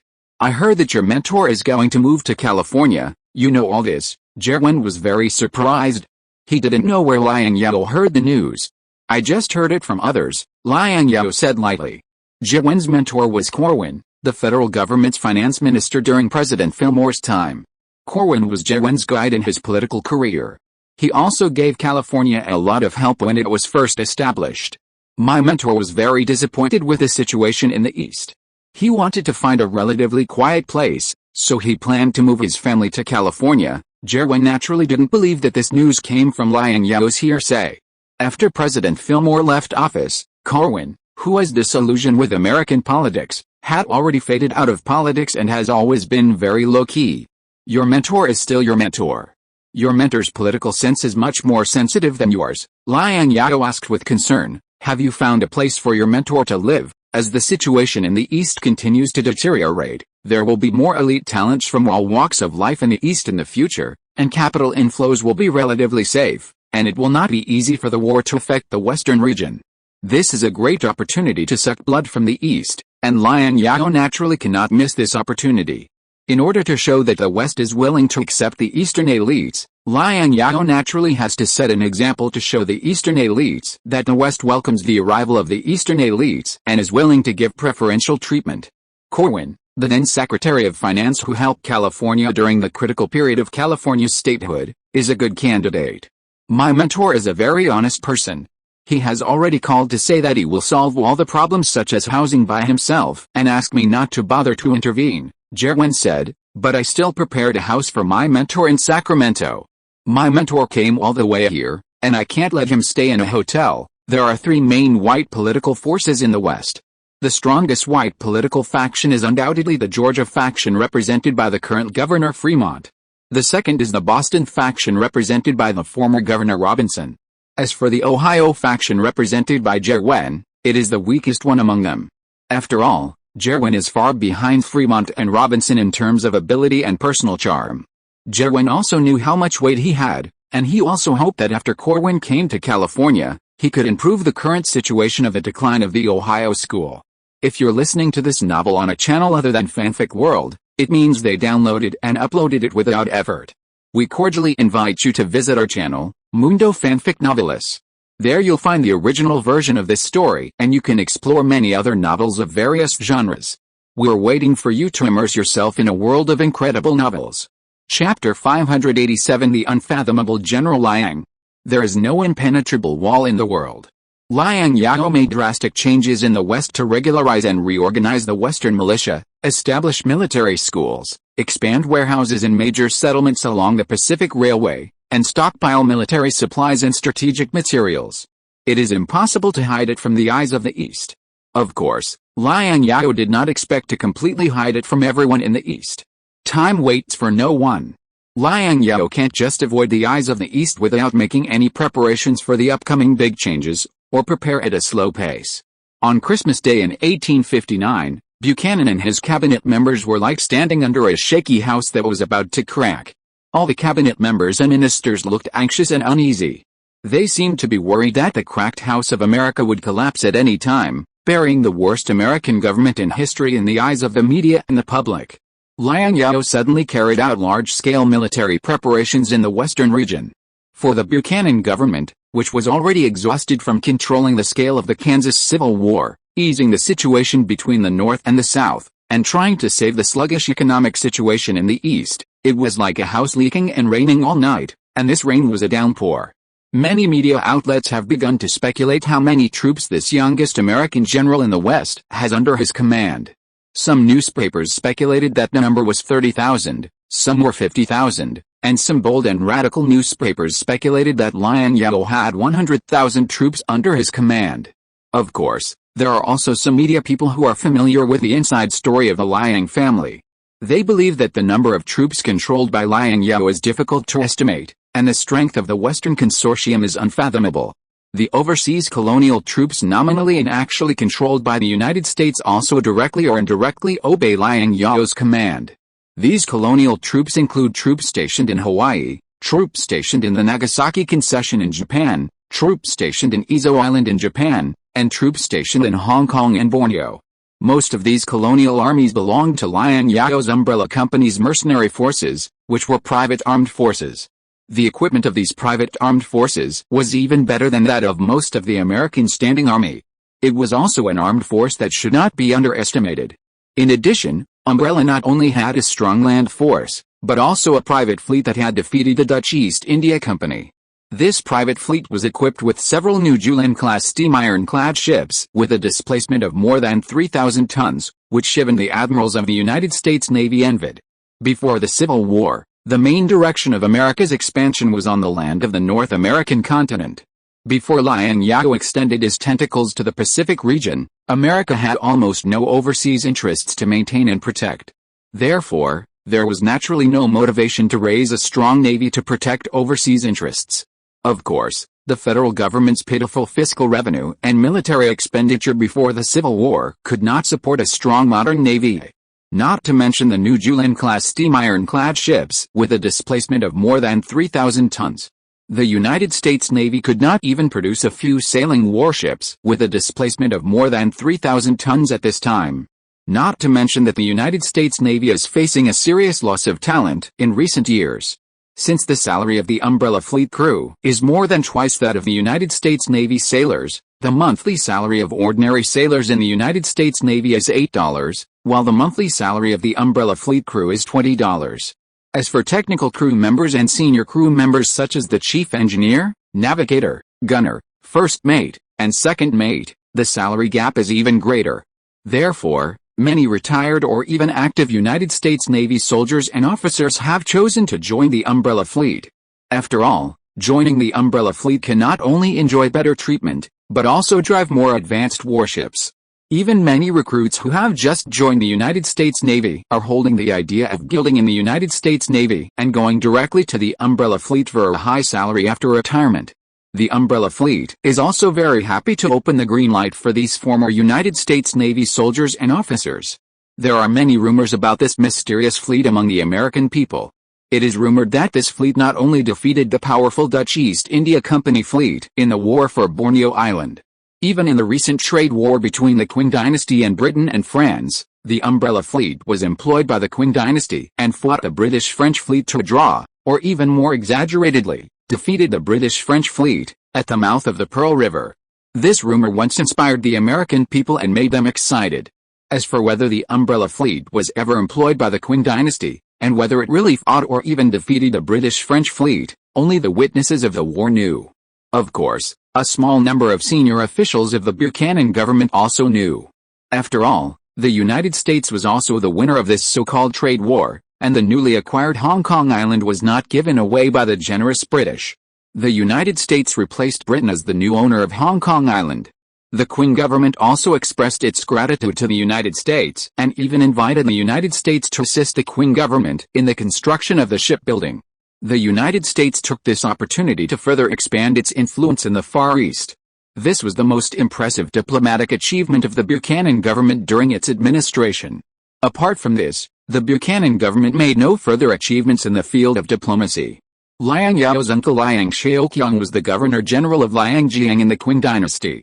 He not only controlled the most prosperous Liangjiang region in the Qing dynasty, whose population even exceeded that of the United States, but also controlled the most elite armed forces of the Qing Empire.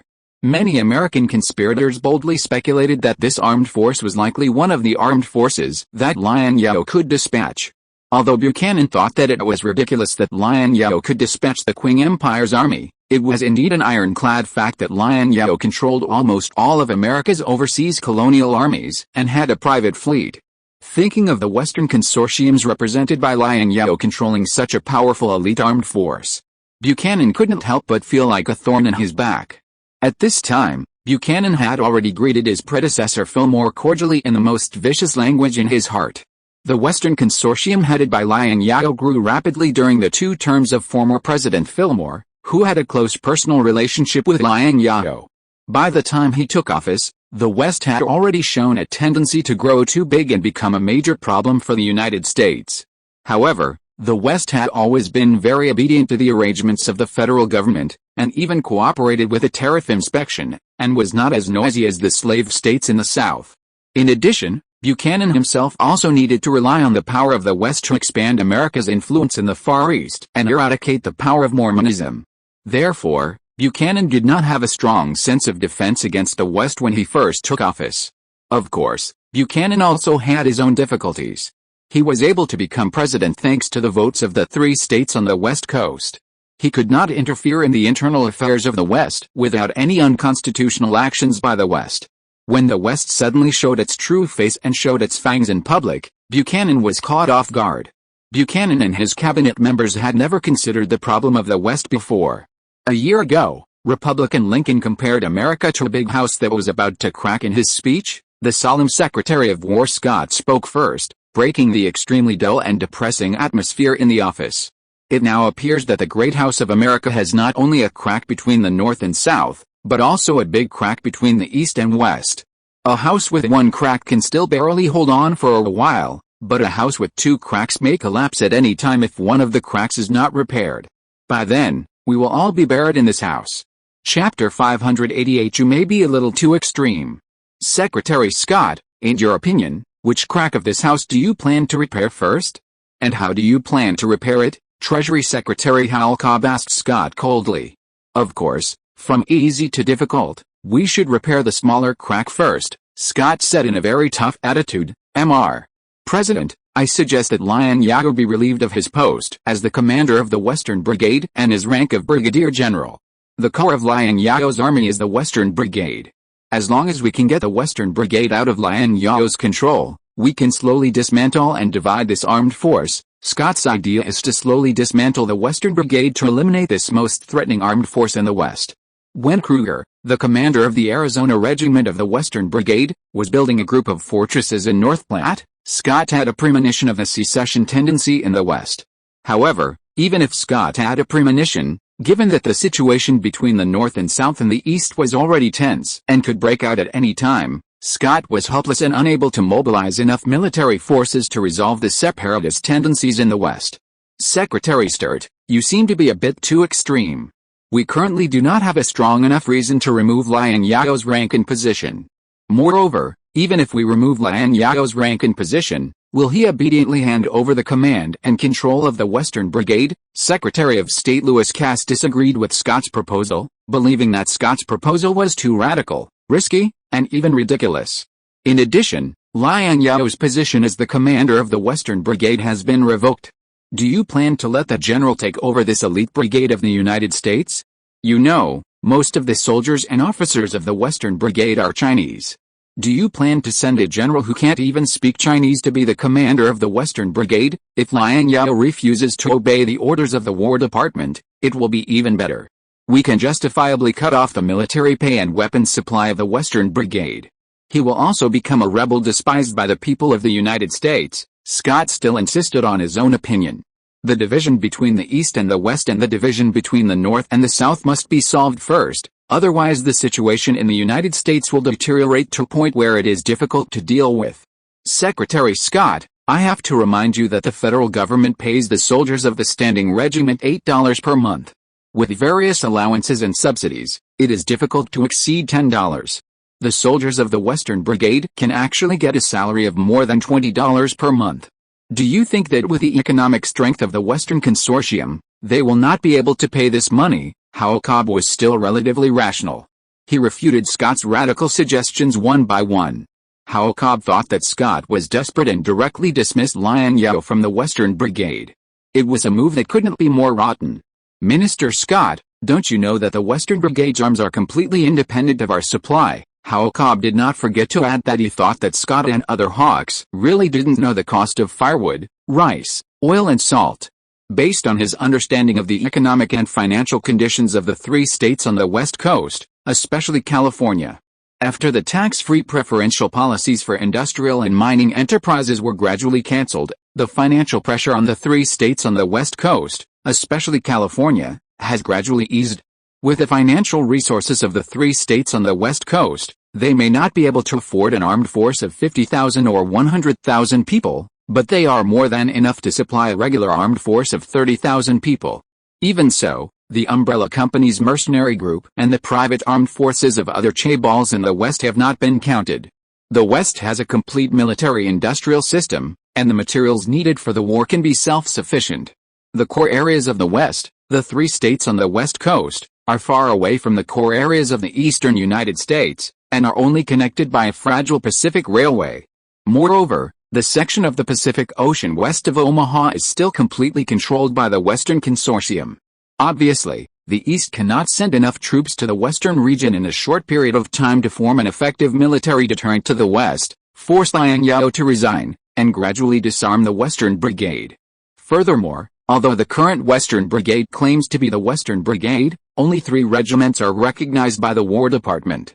In fact, the Western Brigade should be called the Western Army, or even the Western Army Group. The current standing regiments of the United States, including the 3 regiments of the Western Brigade, do not exceed 20, and most of the elite in these standing regiments come from the South. As for the recent preparations by the North and the South, the number of their regularized militias is large, but these forces are not military forces that the federal government can directly mobilize, but also private armed forces of each state. Their degree of identification with their own state is much higher than that with the federal government. After weighing the pros and cons, Secretary of State Lewis Cass did not forget to add a knife, saying to the cabinet members of the Buchanan government in the office, I have to remind you that the tariff revenue of the West accounts for nearly 1/3 of the total tariff revenue, second only to the tariff revenue generated by the Southern cotton for the federal government, and is one of our main sources of fiscal revenue. If we completely break up with the West, it means that we are likely to lose the tariff revenue of the West. As soon as Lewis Cass said this, the office fell into silence again. Previously, the West had never obstructed the federal government from collecting tariffs on the West, and even cooperated quite well. Once the table was turned with the West, it would be hard to say whether the West would cut off this part of the federal government's tariff revenue. In fact, it was not only the West that regularized the militia forces of each state. The eastern states regularized the militia forces much earlier than the West.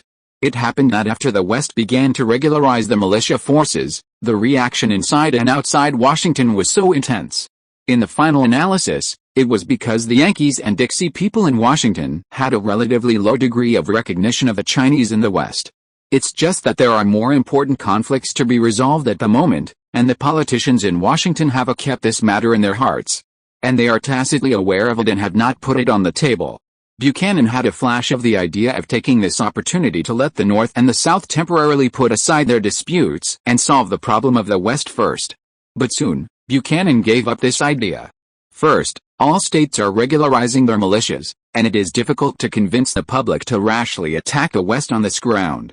Second, now is not like 20 or 30 years ago, when the North and the South could sit in the Parliament and discuss it calmly, at most arguing with each other and greeting each other with reproductive organs and excrement, but the members of the North and the South, regardless of their status, directly took action in the Parliament. The grievances and hatreds accumulated by the North and the South for decades cannot be put down just by saying so, and Buchanan does not have such great charm to make the representatives of the North and the South shake hands and make peace, and persuade them to divide the big cake of the West together like dividing the territory of Mexico. Furthermore, the West is not a weak Mexico that can be manipulated by anyone. In addition, in the past 10 years, many elite families from both the North and the South have married with the Western elites for economic interests. On the contrary, the hatred between the North and the South has become deeper and deeper, and they have no contact with each other. These big families in the East that have married with the Western elite families are unlikely to give up their vested interests because of a bill from Buchanan. If the elites of the states of the United States really had this awareness, they would not have argued for more than 80 years over the issue of the existence of slavery without a result. In the face of real interests, no one is willing to make concessions on their own initiative. Third, Buchanan has never been a courageous president. His term is about to end, and there is no hope of re-election.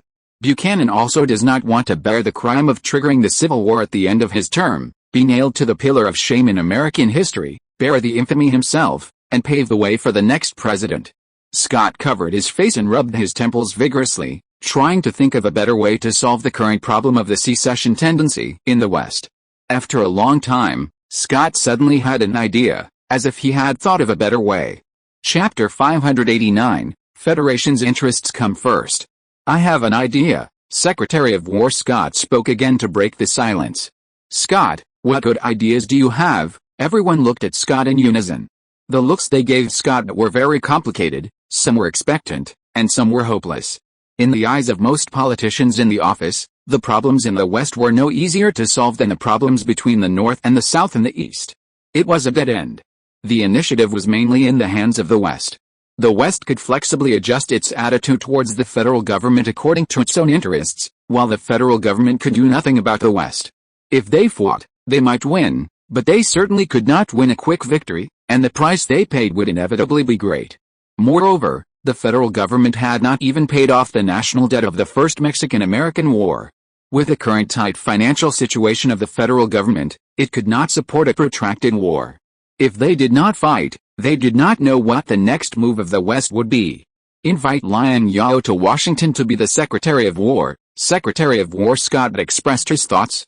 Among all the Western leaders, Liang Zhao's influence was unparalleled, leaving other Western leaders far behind. No other Western leader can rival Liang Zhao in terms of influence and strength in the West, even the second in command in the West, the founding hero of California, and the current governor of California, Fremont. Without Liang Zhao's nod of approval, he still cannot serve as governor of California, where the Chinese population is overwhelmingly dominant.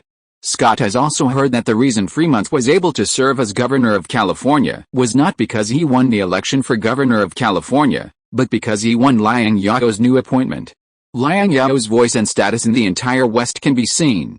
When Eastern Americans talk about outstanding figures in the West, the first representative figure that people subconsciously think of is Liang Zhao, not the current governor Fremont, nor the first governor Robinson.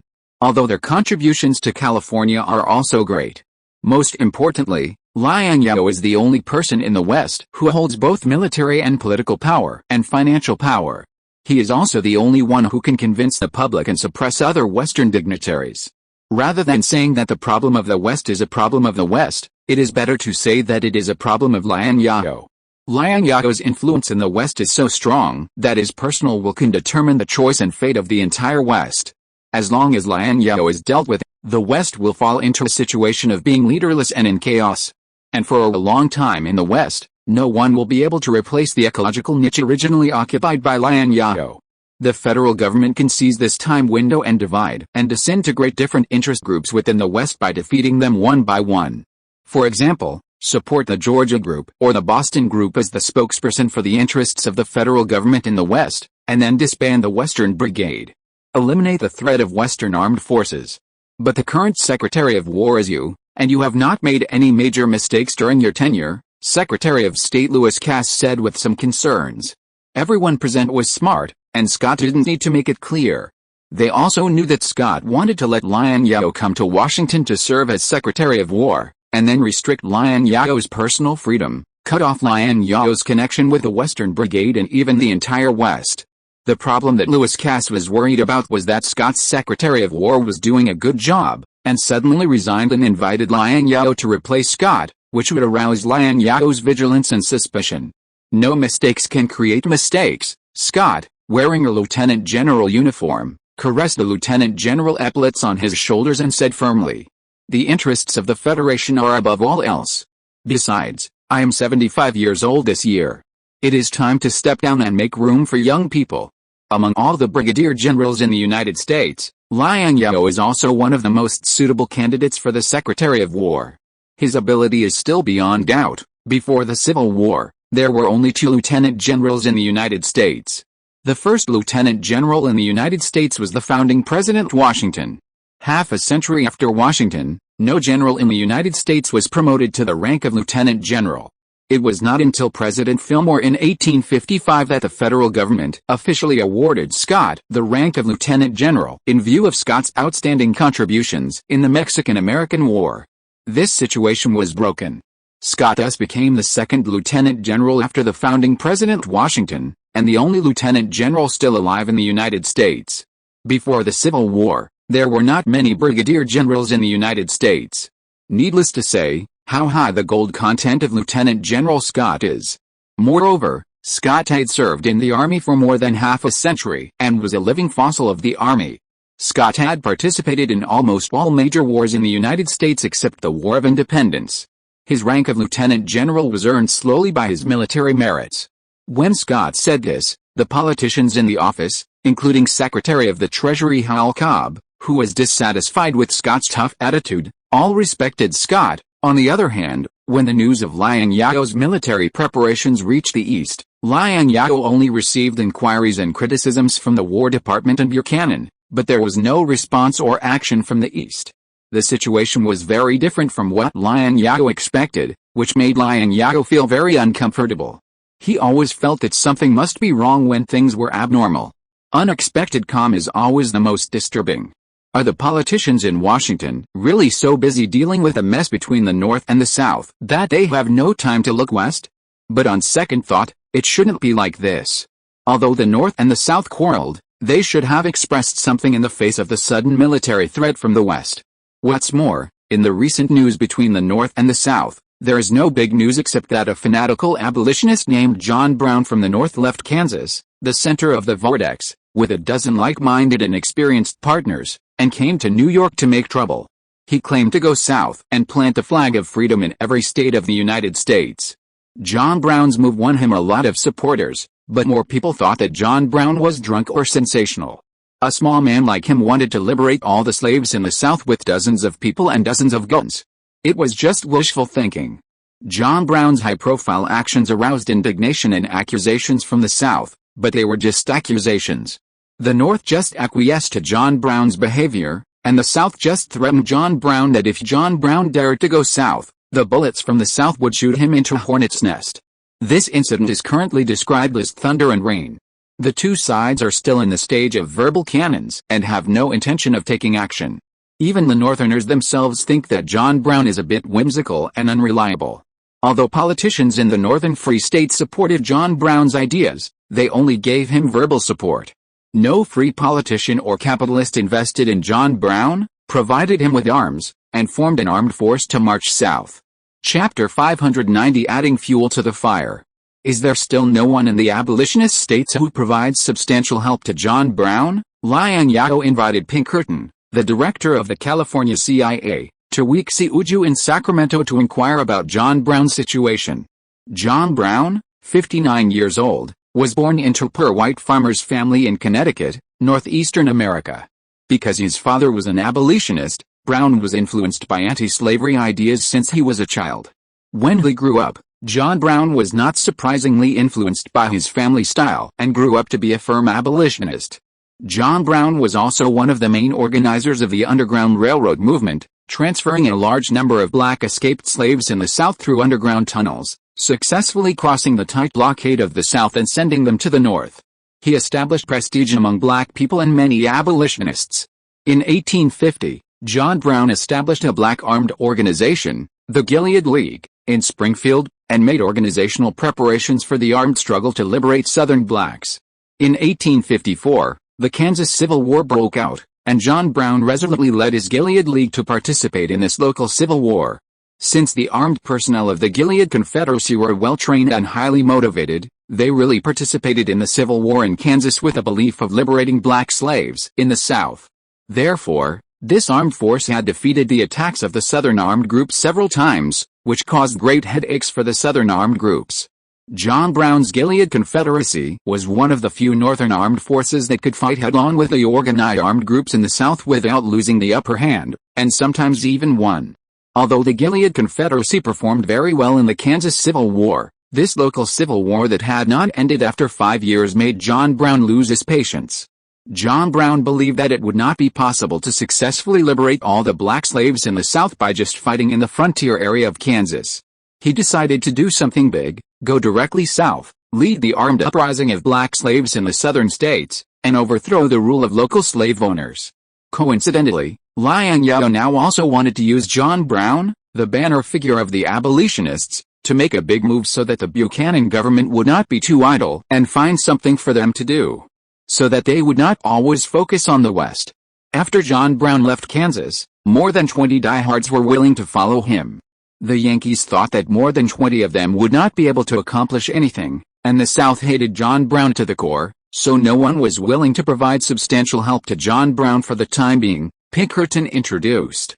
This guy always talks about liberating Virginia and planting the flag of freedom on every inch of the United States, so many people think he is a boastful drunkard. Just more than 20 people want to liberate the South Space Camp, Virginia, a state of outstanding people and beautiful scenery, which really sounds like drunken nonsense. It would be abnormal not to be considered a drunkard. Liang Zhao had heard a little about the deeds of this ruthless man on the eve of the American Civil War. John Brown was not a drunkard, but a respectable madman, a true abolitionist fighter. If he was given a gun and people, he really dared to lead more than 20 people to attack Virginia, the home of the South. Send him a batch of arms in secret, Liang Zhao said to Pinkerton. This must be done in a covert way without leaving any traces. Send someone smart to do it. Do you understand? I understand. I'll do it right away. Pinkerton didn't know why Liang Zhao would support a drunkard, but since Liang Zhao had already assigned him a task, he would just follow Liang Zhao's request. The general did this, of course, for his own reasons. After assigning the task to Pinkerton, Liang Zhao prepared to go out with Jerwin to visit his mentor, former Treasury Secretary Corwin. Corwin had just settled down in Sacramento yesterday and reluctantly accepted the house given to him by Jerwin. As a California Senator and California Secretary of State, Jerwin, who usually has to manage his own business, has long been overwhelmed. In addition, Jerwin himself has mediocre ability, so Jerwin also hopes that Corwin can replace him as Secretary of State, so that he can also unload the burden of Secretary of State. It just so happens that Liang Zhao also has the idea of setting an example and attracting elites and capital from the east to the west. So he and Jerwin hit it off and agreed to visit Corwin today and invite Corwin to serve as Secretary of State. As long as Corwin agrees to serve as Secretary of State, Liang Zhao will say hello to Fremont and ask Fremont to nominate Corwin as Secretary of State. Finally, Corwin will go through the procedures in the State Assembly and the Senate, and Corwin will take office immediately. Fremont also gave face to Jerwin and Corwin.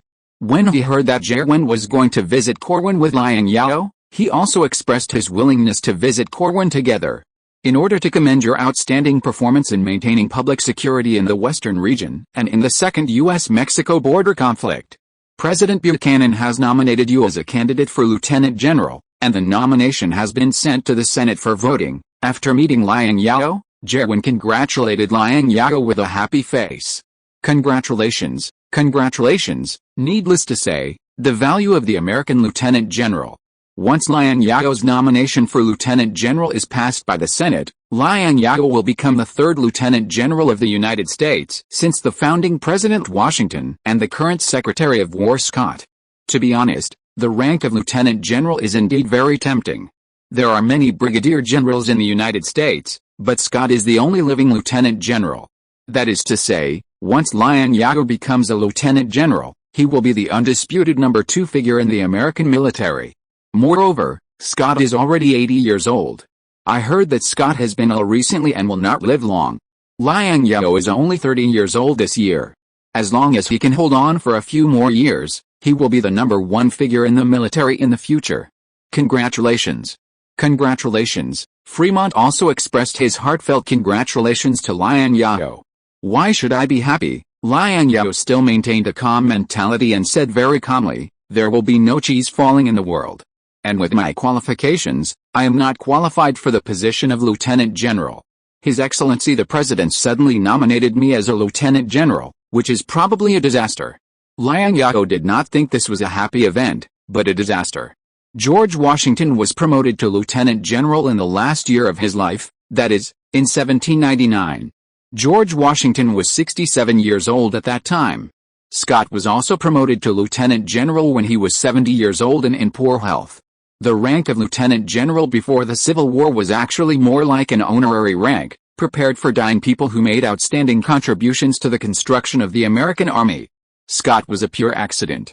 No one expected that Scott, who was old, had bad living habits, and seemed to be in poor health, would live until after the Civil War. Liang Zhao thought that his contribution to the United States was not enough to allow the federal government to award him the rank of Lieutenant General. Not to mention being on par with Washington and Scott. Since he was not nominated as Lieutenant General simply for his merits, Buchanan's intention of nominating him as Lieutenant General at this time was very intriguing. From what you said, this piece of cheese is the bait on the mousetrap. Fremont thought about it and felt that it made sense. The three of them walked and talked. Liang Zhao had just stepped out of the door of Wuxi Uju when his assistant Carnegie caught up with a telegram in his hand, panting and saying, "Boss, telegrams from the President and the Secretary of War." Buchanan and Scott called at the same time. Washington had not made a clear statement on his military preparations, and it took Christmas to call, which surprised Liang Zhao. Those present were all people Liang Zhao could trust, so there was no need for Liang Zhao to hide anything. He read the telegram openly in public. Chapter 591, You Are the Real Freedom Fighter. Buchanan's call was to inform Liang Zhao that he had nominated Liang Zhao as Lieutenant General, and the Senate was still in the process of voting to confirm. Scott's call was to say that he was ill and that he had recommended Liang Zhao to Buchanan to be the Secretary of War, hoping that Liang Zhao could come to Washington to take over his position. The West has not obtained a political status that matches its economic status, and there is a lack of representatives for the West within the federal government. This phenomenon has been going on for a long time. Liang Zhao is not in a corner of the West, and he also wants to work in the central government, but not now, let alone in the Buchanan government. Buchanan and Scott played this old trick of promoting and demoting in secret, just to take the opportunity to remove his military power. Lieutenant General and Secretary of War, these are two delicious cheeses on the mousetrap. Fremont also saw the intention of Buchanan and Scott. The military maintains the foundation of order and security in the entire West. If you go to Washington to report for your position, no one will be able to replace the position of the commander of the Western Brigade. Fremont is a politician with a military background. He knows how tempting the positions of Lieutenant General and Secretary of War are to American soldiers. Either of these two positions is the ultimate goal that all American soldiers dream of, or even out of reach. Not to mention how tempting it would be when these two positions are given to the same person at the same time. I'm not a mouse, and I won't be interested in the cheese caught in a mousetrap, Liang Zhao said very soberly. One of the important reasons why he can have his current status and the federal government respects him is that he has the army in his hands. Without the army, his value in the eyes of the federal government will be greatly reduced. Moreover, the price offered by the federal government is just very tempting. The rank of Lieutenant General is just an honorary rank. As for the Secretary of War, it is a real vacancy. But Liang Zhao does not have his own team in the East.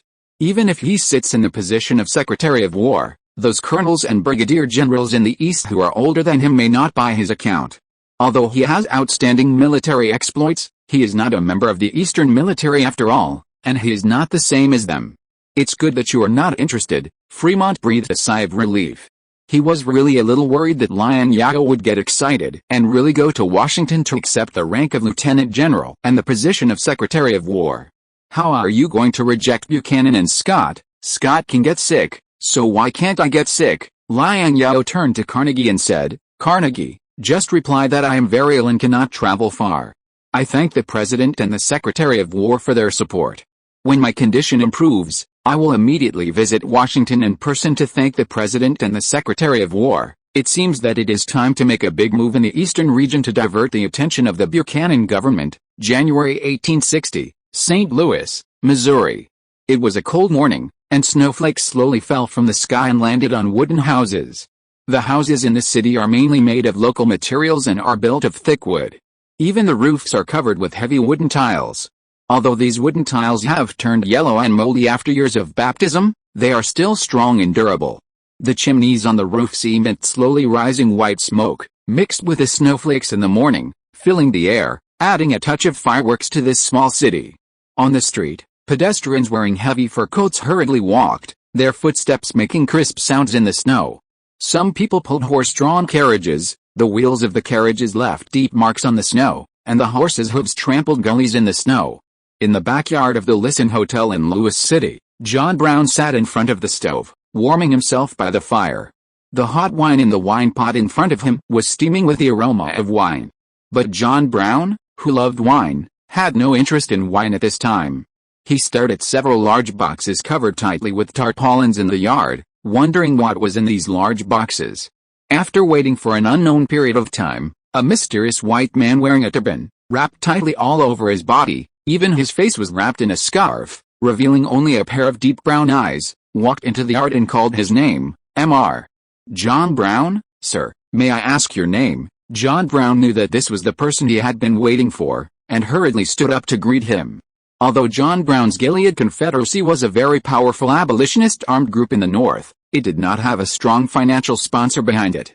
In the years when Kansas participated in the Civil War, the Gilead Confederacy has been facing the problem of lack of guns, medicine and supplies. A good cook cannot cook without rice. This is one of the reasons why the Gilead Confederacy has performed well in the Kansas Civil War but has been unable to grow and develop over the years. It was not easy for a sponsor to support the abolition of the Gilead Confederacy, which made John Brown very excited and inspired, and he felt full of energy. John Brown was very grateful for the support of this mysterious sponsor, but he was also curious about his identity. My name is not important. What's important is that I am willing to support you, as he said. The mysterious white man handed a heavy box in his hand to John Brown.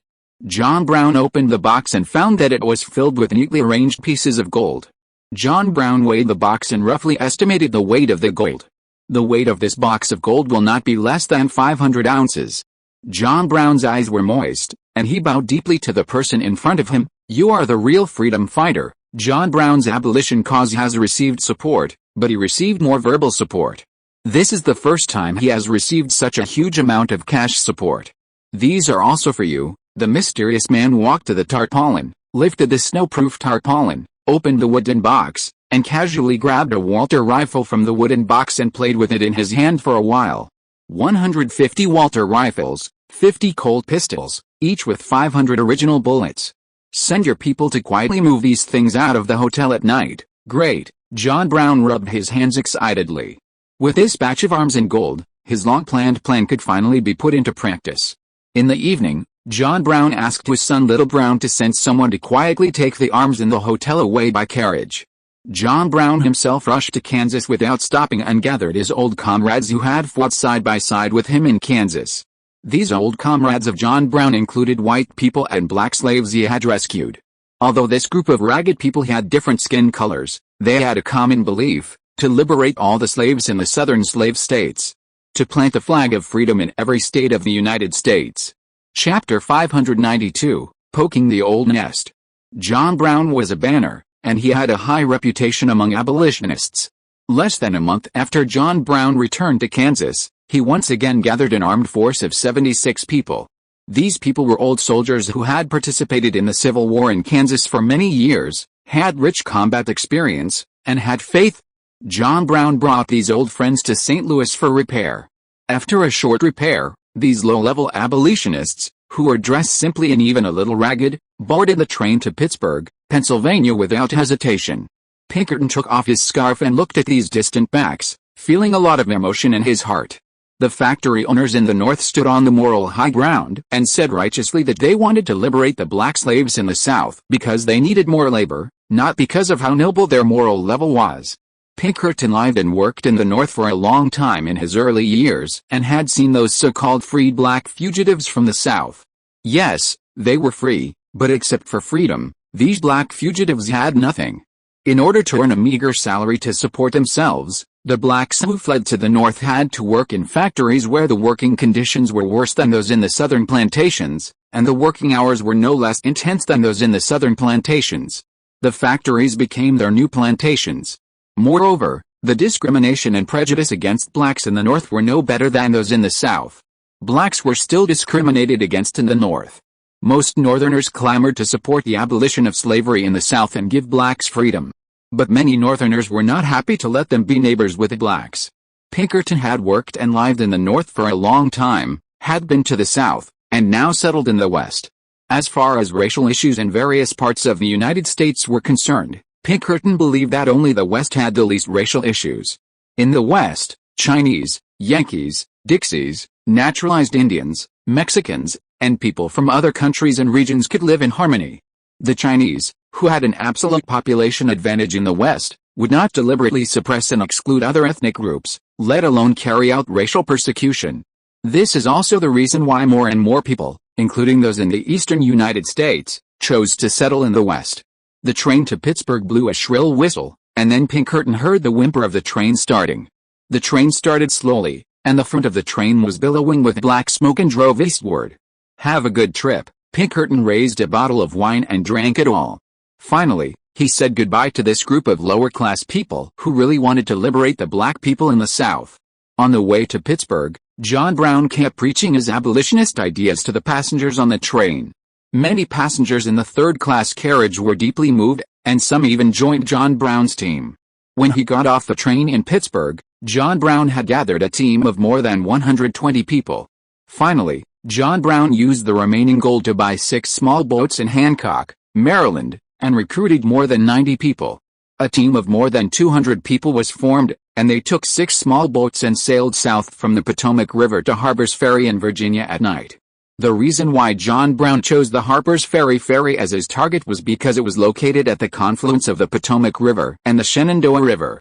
It was a key transportation hub in Virginia. The Southern slave owners had an armory in Harper's Ferry. John Brown's idea was to occupy the Harper's Ferry and the armory at the ferry, and then raise the flag and call for the Southern slaves to respond in droves and gather here. Then John Brown could open the armory in Harper's Ferry, and the armed black slaves who responded would continue to march south, liberate more slaves along the way, continuously expand the size of the team, and even capture Richmond, the home of the Southern slave owners, and then liberate all the slaves in the Southern slave states. "Father, in another hour, we will be at the Harper's Ferry." John Brown's third son, Little Brown, had scouted the Harper's Ferry a week ago, and the scenery along this route had long been engraved in Little Brown's mind. Even at night, Little Brown still estimated the time needed to get from here to Harper's Ferry.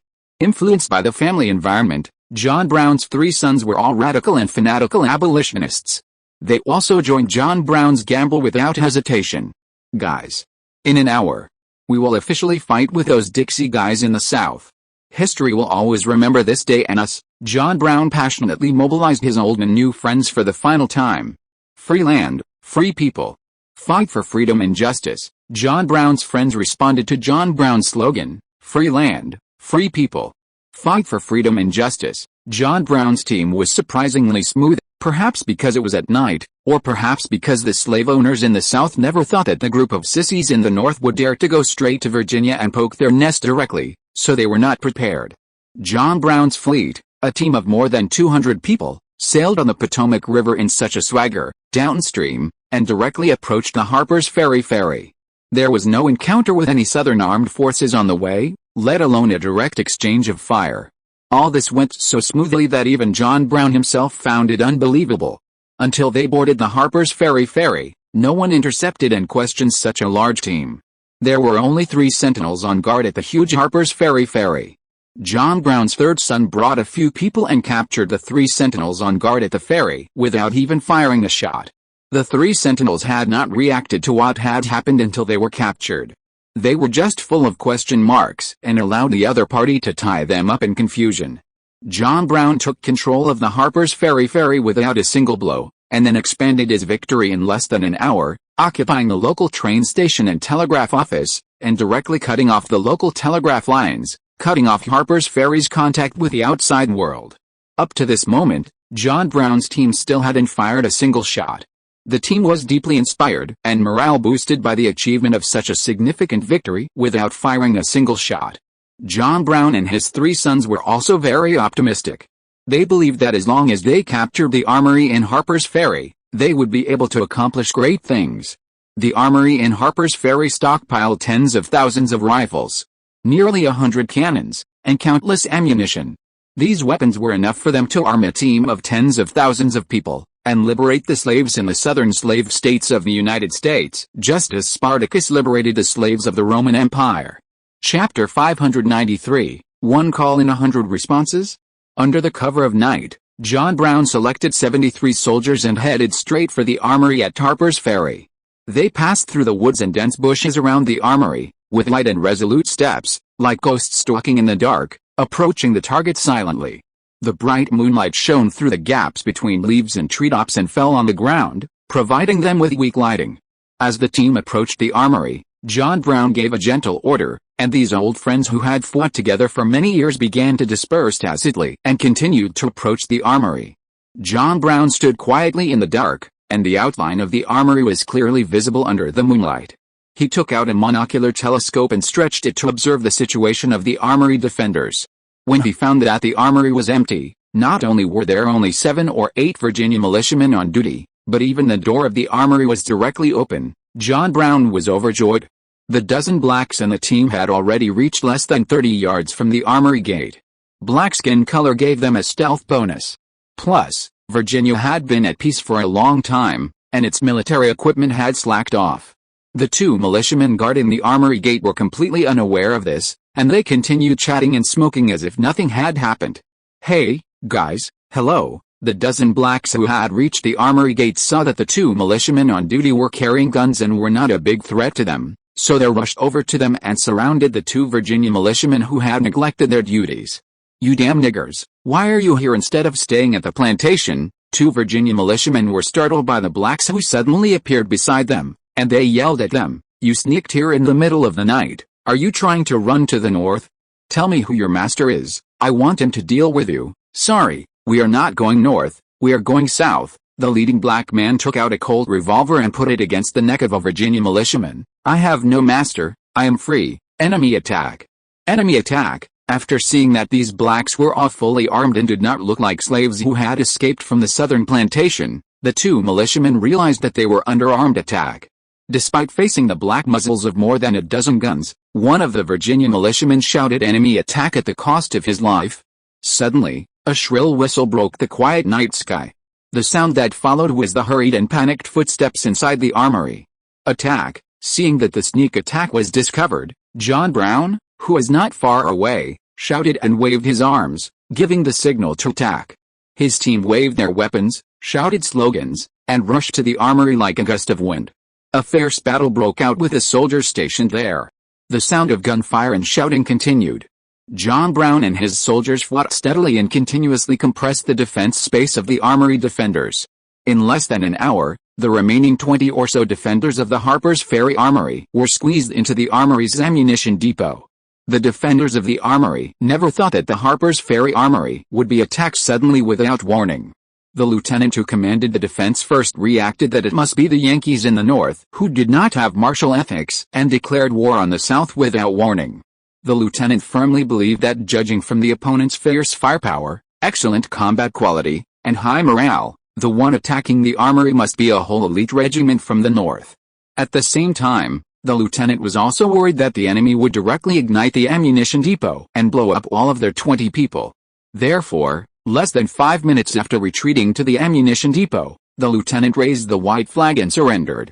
John Brown's armed team successfully captured the armory at Harper's Ferry at the cost of only 2 deaths and 3 injuries, and raised the flag of the Gilead Confederacy at the armory.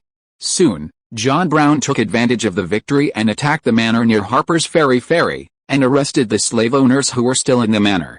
A large number of celebrities and gentlemen near Harper's Ferry were arrested by John Brown, including Thomas Jefferson Randolph, a great-grandson of Thomas Jefferson, the founding father of the United States and the 3rd president, and a Virginia congressman.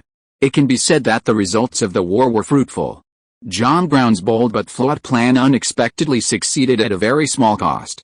But the imagined scene of Virginia slaves responding in droves after occupying Harper's Ferry, as long as he made a call, did not happen.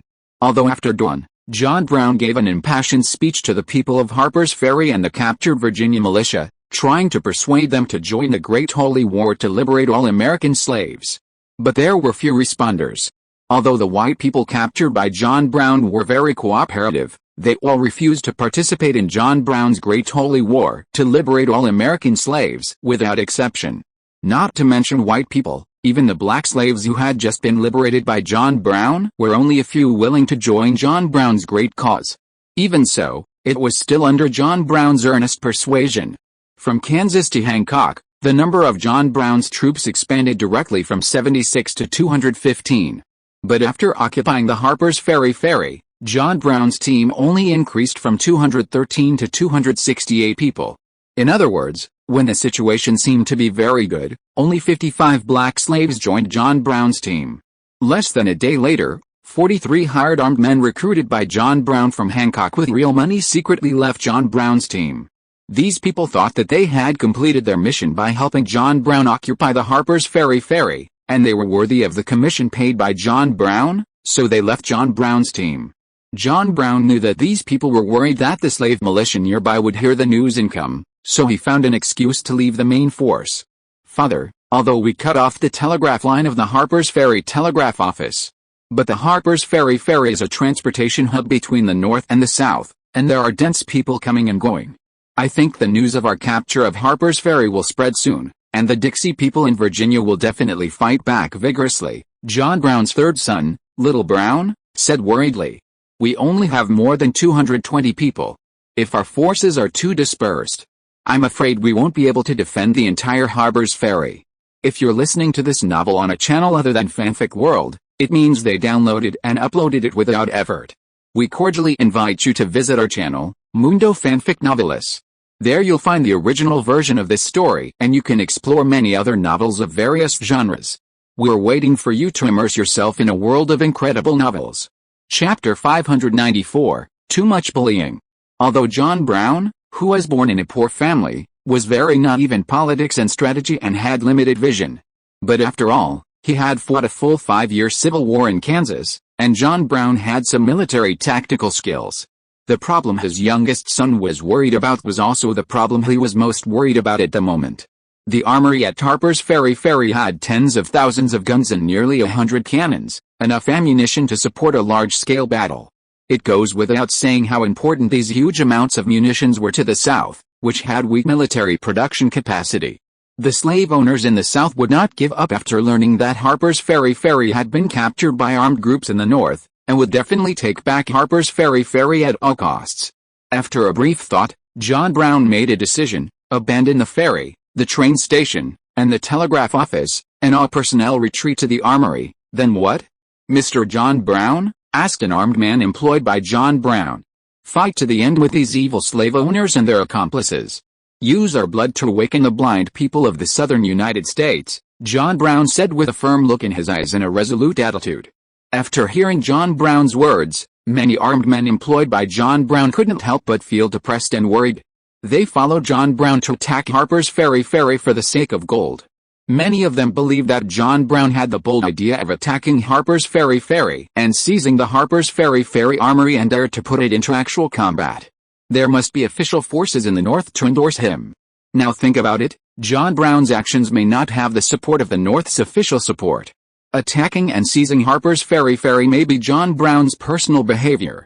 Not surprisingly, on the way to the armory, many people chose to flee the team and draw a line with John Brown. After John Brown's team arrived at the armory, including himself and his 3 sons, there were only 123 people left. The remaining 123 people were either John Brown's old buddies from Kansas during the Civil War, or black slaves freed by him, and a very small number of mercenaries who were deeply infected by John Brown's spiritual beliefs. The reaction of the South, or more precisely, the reaction of Virginia, was very slow. It was not until the 3rd day after the occupation of the Harper's Ferry that the Virginia high-level officials in Richmond officially confirmed that the Harper's Ferry had been occupied by unknown armed men. Soon, they received even worse news. The slave owners of the plantations near the Harper's Ferry, and Virginia celebrities and gentry headed by Thomas Jefferson Randall, the great-grandson of Thomas Jefferson, the founding father of the United States and the 3rd president, and a Virginia congressman, were kidnapped by armed men. This series of incredible news caused an earthquake in Virginia, and almost all Virginians were shocked and angry. Even the Virginia high-level officials, at first, felt incredible when they learned of the news, thinking it was just fake news. It was not until Colonel George Palmer, who was in charge of the local militia, came to Richmond and reported to them that Harper's Ferry had fallen that the Virginia leaders officially confirmed the authenticity of the news and had to accept the fact that Harper's Ferry had fallen. This is no longer a naked provocation from the North. It is an obvious act of war. John Brofield, the governor of Virginia, was extremely angry after learning the news. He roared with red face. Since the Yankees took action first, we don't need to tolerate it anymore. Damn it, we have tolerated these Yankees for a long time. The Yankees raised tariffs, and we tolerated it. The Yankees helped the fugitives from the South to escape to the North, and we tolerated it. Now they have sent troops to occupy our arsenal. How long are we going to tolerate it? Charles J. Phillips, the Speaker of the Virginia State Assembly, was also extremely indignant. Other Virginia leaders, such as Lieutenant Governor Ellery, also clamored to go to war to make a strong counterattack to the North, to let those Yankees in the North know that Virginians are not easy to mess with. Have the identities of the armed elements been ascertained? How many people are there in total? Brigadier General Robert Lee asked Colonel George Palmer, who was in charge of the Virginia militia. Robert Lee was one of the few Virginia senior officials present who remained rational. We have not yet ascertained their identities, but they are well equipped, with a full regiment of people, and they occupied the entire Harper's Ferry in less than a day, Colonel George Palmer reported. Now these rebellious armed elements have all retreated to the armory. I have sent nearby militia to monitor their movements.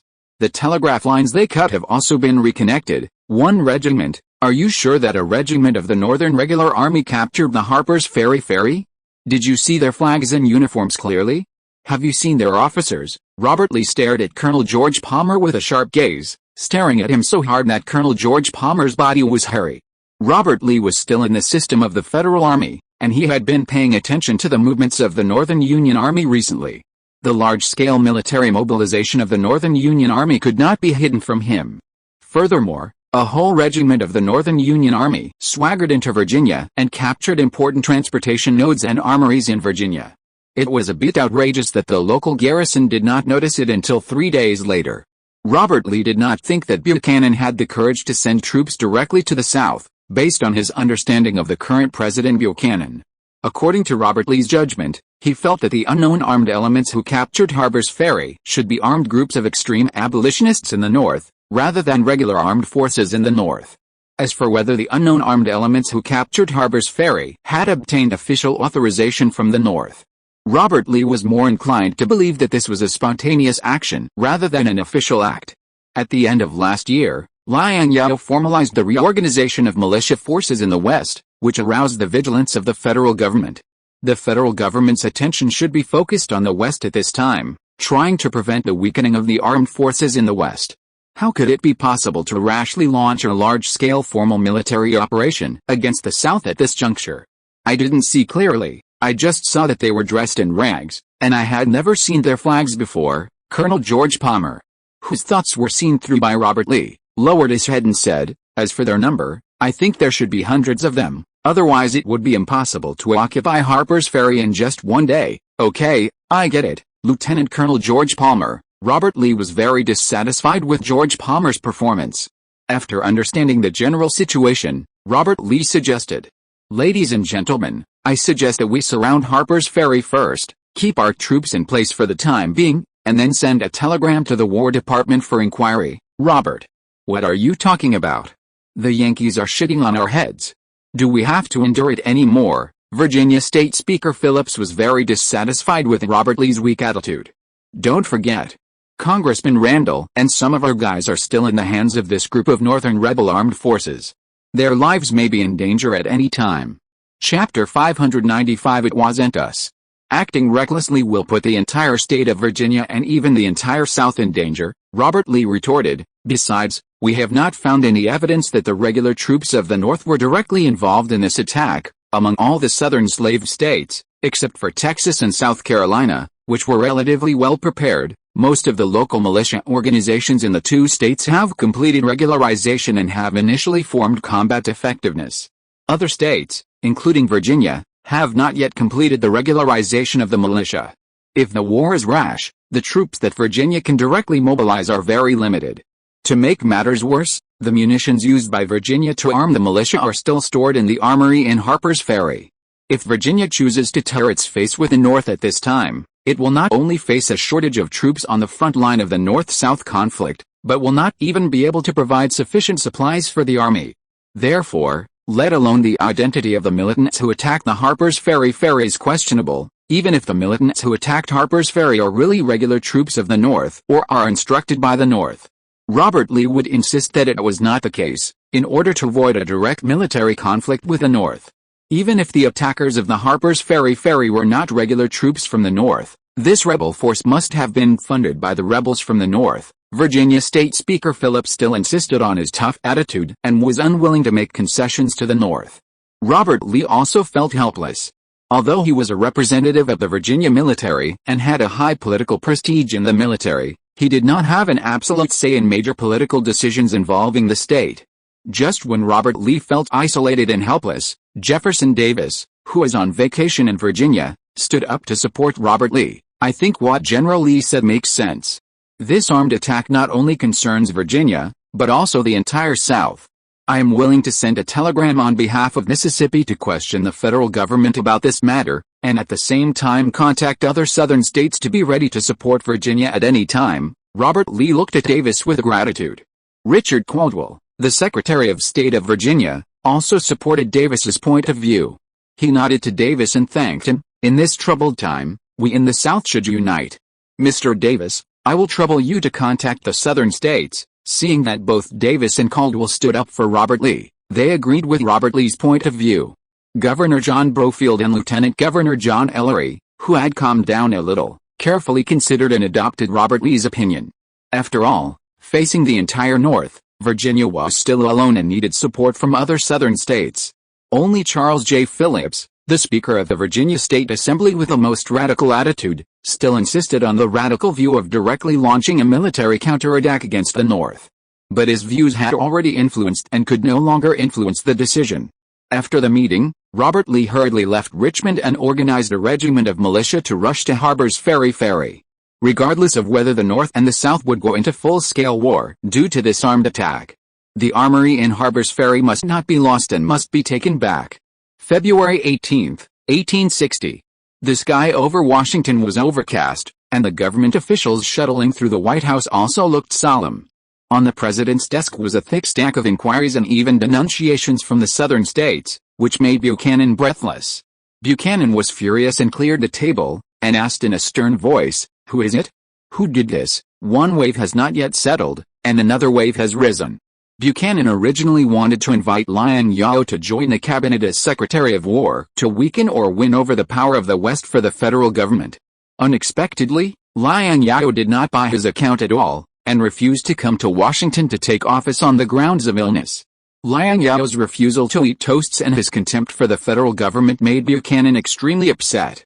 He did not expect that he would encounter something more upsetting than Liang Zhao's refusal to take office so soon.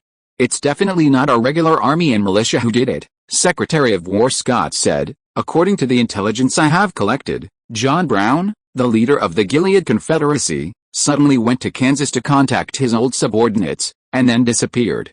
I guess the attack on the Harper's Ferry was probably done by John Brown's Gilead Confederacy, an armed organization of dozens of people in the North attacked and occupied the Harper's Ferry, and also seized the huge local armory. This matter is very magical and unbelievable just by imagining it. But according to the intelligence Scott currently has, this is the only possibility. I'm afraid that the South will insist that this matter was directed by us. Buchanan covered his old face, rubbed his eyes and said, in any case, this matter must be explained to the South. Will the federal government send troops to suppress this rebellion? Scott knew that Buchanan did not want a full-scale conflict between the North and the South to break out at the end of his term, so he catered to Buchanan's wishes and defined the attack on the Harper's Ferry as a rebellion. The incident happened suddenly, and not only was the South not prepared for a full-scale war, but the North was also not prepared. No, Buchanan rejected Scott's suggestion and said, the South does not trust the federal government.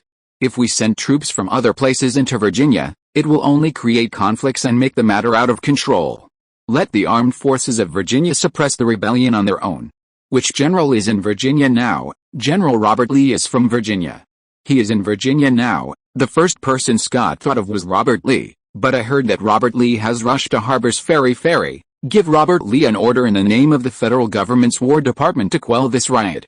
The federal government will give him full support, Buchanan instructed. Just as the attack on Harper's Ferry became the focus of the Eastern incident. I am seriously ill and cannot travel far. Liang Zhao appeared in the North Platte Fortress Group, which was still under construction. Following Liang Zhao to North Platte at the same time, there were also the newly formed Machine Gun Regiment, Artillery Regiment and 103 Brigade. Of course, the 103rd Brigade is the designation used internally in the West. The designation of this fully staffed brigade with 7,500 men is still the Arizona Regiment. The original garrison strength in the North Platte Fortress Group has also increased from less than 2,000 men to more than 10,000 men. Even so, this does not include the Mongolian Cavalry Regiment and the Solon Cavalry Battalion, which have not yet fully formed combat effectiveness. The forces deployed by Liang Zhao in North Platte have exceeded one-third of the total forces. As for the remaining two infantry brigades, the 102nd Brigade is under the command of Elvis and is stationed along the Pacific Railway to protect the safety of the Pacific Railway and the military supply warehouses along the way. The 101st Brigade is stationed in Salt Lake City as the General Reserve and on standby. Chapter 596, Vulnerable. John Brown has already taken the Harper's Ferry. Is the Confederate Army really so vulnerable? Pinkerton, who is waiting for Liang Zhao in North Platte, reported to Liang Zhao the latest situation of the Harper's Ferry. To be honest, Pinkerton admired the courage of the Gileadite Confederate armed forces led by John Brown, but he was not optimistic about the combat effectiveness of the Gileadite Confederate armed forces. After all, the Gileadite Confederates had a limited number of people, and they were deep in Virginia, their old nest in the South, fighting without any external support. Pinkerton was surprised that the Gileadite Confederates could take down important transportation nodes and arsenals in Virginia with only 100 or 200 people, and he could not help but look at John Brown and his hard work with new eyes. It's not that the Confederate army was vulnerable, it's that they were unprepared. Liang Zhao asked Pinkerton, is there any news from Washington? Is the federal government planning to deploy troops? According to the news from our congressman in Washington, the Buchanan government has no plans to deploy troops, but instead let General Robert Lee take charge and organize the Virginia militia to quell the riot, Pinkerton reported. Riot? The Buchanan government characterized this incident as a riot, Liang Zhao asked. Yes, from the telegrams we intercepted, we learned that the Buchanan government defined the Harper's Ferry incident as a riot, Pinkerton said. It may be to appease the emotions of the South. After all, this time it was the radical civilian armed forces in the North that attacked the South. This is not a foolproof plan. Even if the emotions in the South are appeased, the anger of the Northerners will probably rise again soon. Liang Zhao shook his head and said, John Brown is quite famous in the North and is a banner of abolitionism. I don't know how many Northern politicians are keeping their eyes on this matter, ready to make a big fuss about it. In other words, there is still a possibility of a full-scale military conflict, said Kruger, commander of the 103rd Brigade. Whether it is possible or not, we must be prepared for war, Liang Zhao said seriously. North Platte is the gateway to the West, and we must not lose it. Do you understand? I understand, Kruger nodded, and then reported to Liang Zhao, the federal government has also responded to our construction of fortresses in North Platte. They sent 2 regiments to the Goshen area and built fortresses in the Goshen area to try to block our way eastward. The Goshen area is located 50 kilometers southeast of Platte, a small village with only 100 people next to the Pacific Railway. In order to prevent the Western Army from advancing eastward, Scott also responded to the Western Armed Forces, building a group of fortresses in the North Platte area. Scott sent 2 regiments and hired local civilians to build fortresses in the Goshen area, trying to control the Pacific Railway in wartime, prevent the Western Army from advancing eastward, and then threaten the northern region. Liang Zhao did not take the federal government's move too seriously. The overall terrain layout of the United States is low in the east and high in the west, and the west is in a high position to the east. There are not many routes to choose from in the east, but there are countless routes to choose from in the east. A small Goshen fortress can temporarily control the eastern section of the Pacific Railway, but it is undoubtedly wishful thinking to use it to lock the western iron hoofs out of the east. I heard about this matter. They build theirs and we build ours. Just keep some troops to guard against them, Liang Zhao asked as he walked with his hands behind his back. How many troops did the federal government send to the Goshen area? Who is the commander? Have you found out? I have found out. It is the newly established New Hampshire 1st Regiment and New Hampshire 2nd Regiment. The commanders are our old friend Brigadier General Mason, Kruger replied. Mason? The name sounds familiar. Liang Zhao felt that the name Mason was familiar. It's the Colonel Mason who was captured by you when California was first established 10 years ago, Kruger said. His sword is still kept in your manor, so it's him. Liang Zhao remembered the long-lost Colonel Mason. The federal government was not very clear about the intention of the federal government to appoint Mason as the military commander to guard against the eastward advance of the West. Did they think that Mason, as the only senior officer above the rank of colonel in the United States Army who had been captured by him, knew him and the Western Army better? As for the 2 infantry regiments of the New Hampshireville 1st Regiment and the New Hampshireville 2nd Regiment stationed in Goshenburg by the federal government, it was difficult for them to pose a substantial threat to North Platte after the 103rd Brigade entered North Platte.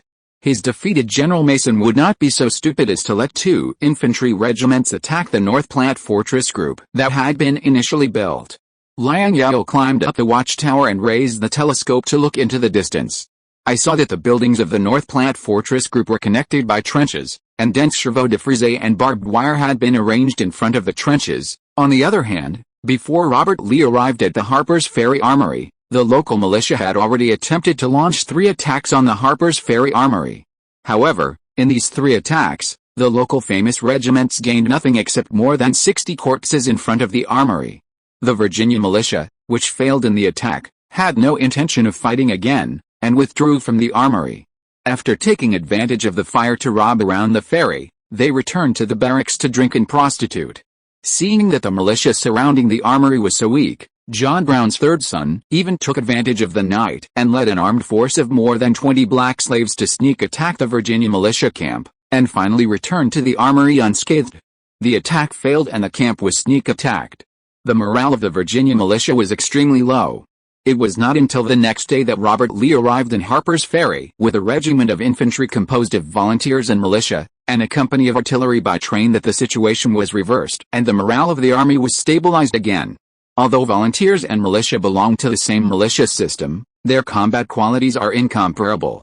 Volunteers are generally composed of veterans and non-commissioned officers who have retired from the front-line troops and have rich combat experience. The militia, after all, is just a group of strong men who can shoot. And their combat skills are extremely limited. This is why both the North and the South have to regularize the militia, and the speed and efficiency of regularizing the militia are far less than those in the West. Although the militia in the West is called the militia, it is actually different from the militia in the East. The militia in the West is actually close to the volunteer troops in the East, not the militia with the same name. After learning about the battle situation from the officers of the local militia, Robert Lee was extremely disappointed with the local militia. It seems that if he wants to retake the armory, he can only rely on the troops he brought with him. Chapter 597, Abandon Freedom. At this time, John Brown and others in the armory had not yet realized the danger. The continuous defeat of the Virginia militia boosted the confidence of John Brown and others, giving them the illusion that the Southern armed forces were vulnerable. Robert Lee ordered 2 infantry companies to launch a feint attack, forcing the Gilead Confederate armed forces in the armory to fire back. Robert Lee judged from the sound of the other side's return fire that the number of the Northern Radical Abolitionist armed group in the armory was at most 1 company.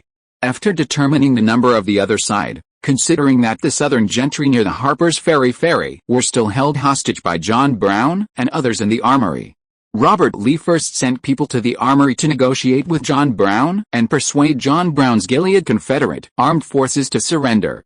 First, if the other side can surrender, it would be the best outcome without fighting.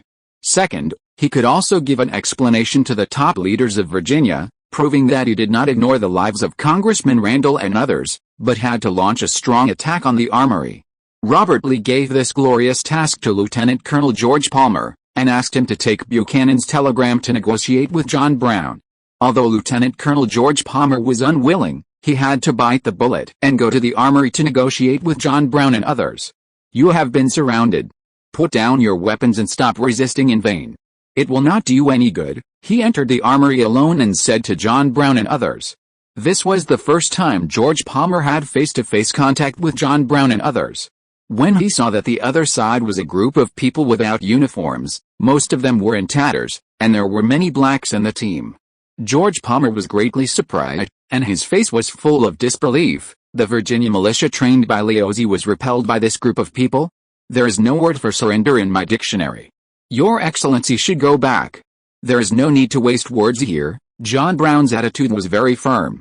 Seeing that the other side had no intention of surrendering, George Palmer handed the telegram he brought with him to John Brown. "This is the telegram from His Excellency the President. Please take a look." "I can't read." John Brown glanced at the telegram handed over by George Palmer and said coldly, he did not reach out to take the telegram. John Brown was not speaking in anger. He had not received a good education and only knew some simple words. He really couldn't understand the flowery telegram sent by Buchanan. General Robert Lee, it is reported that the Gilead Confederate armed rebels led by John Brown have occupied the Harper's Ferry. You are assigned to eliminate this rebel force. Please lead the local Virginia troops to quell the rebellion immediately after receiving the telegram, and take all necessary actions. Quickly and decisively eliminate the enemy and ensure the safety of the area. President Buchanan. Federal Government Headquarters. George Palmer could only read the telegram sent by Buchanan in front of John Brown. When he heard that his behavior was defined as rebellion by the federal government and his identity was labeled as a rebel, John Brown felt dizzy and almost fell to the ground. Buchanan's telegram dealt a greater blow to John Brown and others than an armed uprising, without the black slaves in the South responding to them. At first, John Brown refused to believe that the contents of the telegram were true, until an old friend who could read in the team snatched the telegram and confirmed that the contents of the telegram were true and not fabricated by George Palmer. John Brown finally gave up. He fought for freedom, but was mercilessly labeled a traitor by the government that claimed to represent freedom. What was John Brown's reaction after seeing the president's telegram? Robert Lee asked George Palmer, who had returned. They were as sad as if they had lost their parents, and their morale was low. George Palmer patted his chest and said, but their attitude was still very stubborn and they refused to surrender. Being able to walk out of the armory alive made him feel like he had survived a disaster. He was really worried that John Brown and his men would detain him in a rage or even shoot him. Fortunately, although John Brown and others were born in humble circumstances, they were reasonable and abided by the rules. Very good, Lieutenant Colonel Palmer, you go and select 5 companies. After the bombardment is over, immediately launch a general attack on the armory. We must take back the armory in one battle and destroy the Gilead Alliance armed forces. Robert Lee gave the order. Not long after, the artillery company brought by Robert Lee set up 8 12-pound Napoleon cannons outside the armory, and after correcting the main design, they launched an artillery attack on the armory. The Gilead Alliance armed forces in the armory also launched a counterattack by launching the cannons in stock from the armory. Unfortunately, since there were no professional artillery talents in the Gilead Alliance armed forces, they could only barely fire the cannons after a long time of tossing. As for the accuracy of the artillery, it was really hard to compliment. Soon, Robert Lee's artillery company suppressed the firepower of the Gilead Alliance. As soon as the bombardment ended, Lieutenant Colonel George Palmore led 5 companies to launch a general attack on the armory, and the two sides broke out in the most intense exchange of fire since the war began. Under the fierce offensive of the Virginia Army, the Gilead Confederate Armed Forces, which were at an absolute disadvantage in morale and numbers, quickly fell into disadvantage. The gate of the armory was declared lost, and the Virginia Army then attacked the armory. After entering the armory, under the order of Robert Lee, the Virginia Army did not give the Gilead Confederate Armed Forces a breathing time, and continued to pursue the remnants of the Gilead Confederate Armed Forces, who retreated to the administrative building. After an hour and 30 minutes of hard fighting, the Gilead Confederate Armed Forces suffered heavy losses. 43 militants were directly killed, and 36 militants were seriously injured. Even John Brown's eldest son and second son died in the fierce fighting. John Brown himself and his third son, Little Brown, were seriously injured and captured by the Virginia Army along with the remaining 32 militants. Compared with the heavy casualties of the Gilead Confederate Armed Forces, the Virginia Army led by Robert Lee suffered much smaller losses. Only 4 people died directly in the battle, and only 8 people were injured. Congressman Randall and other local gentry and celebrities who were detained by John Brown were also successfully rescued. The only drawback was that several members of the Gilead Confederate Armed Forces escaped during the battle. The Virginia high-ranking officials breathed a sigh of relief when they learned that Robert Lee had recaptured the armory. At the same time, the Virginia authorities began to intensively prepare for the trial of the Gilead Confederate Armed Forces headed by John Brown. Chapter 598 Why Fear Death?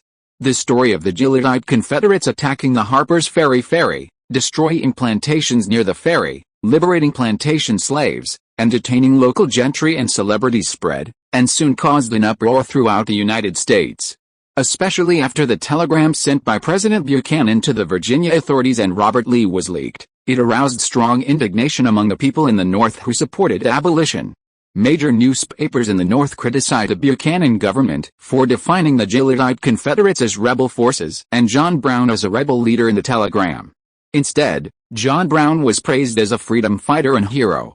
The reputation and support rate of the Buchanan government thus dropped to the freezing point, and both the North and the South lost trust in the Buchanan government.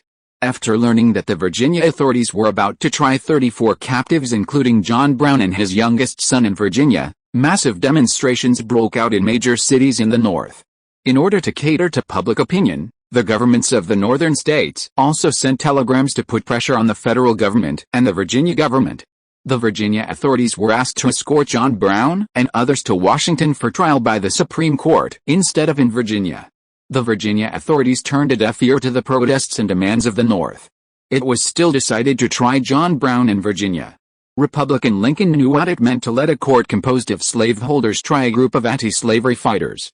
Lincoln rushed to Richmond by train at night and asked to serve as John Brown's defense lawyer. The Virginia authorities refused Lincoln's request to serve as John Brown's defense lawyer on the grounds that Lincoln was not familiar with Virginia law. Lincoln had no choice but to postpone John Brown's trial out of humanitarian concern on the grounds that John Brown was seriously injured. The result is naturally self-evident. The Virginia authorities knew that this was just a delaying tactic of Lincoln and John Brown, and rejected this request again. John Brown's attack on Harper's Ferry made Virginia lose face. Before that, no armed force had ever dared to take the initiative to invade the South. Whether it was for the sake of saving face or for the sake of deterring other radical abolitionist armed forces in the North, the Virginia authorities and even the entire South could not let John Brown off easily. John Brown's fate was doomed from the moment he was captured by the North. On March 7, 1860, an unprecedented trial kicked off in Virginia. Before the trial of John Brown, Virginia had already tried John Brown's accomplices, that is, his partners. Many of the accomplices who had completed the trial took the initiative to plead guilty. The court of the Virginia Supreme Court was solemn and dignified.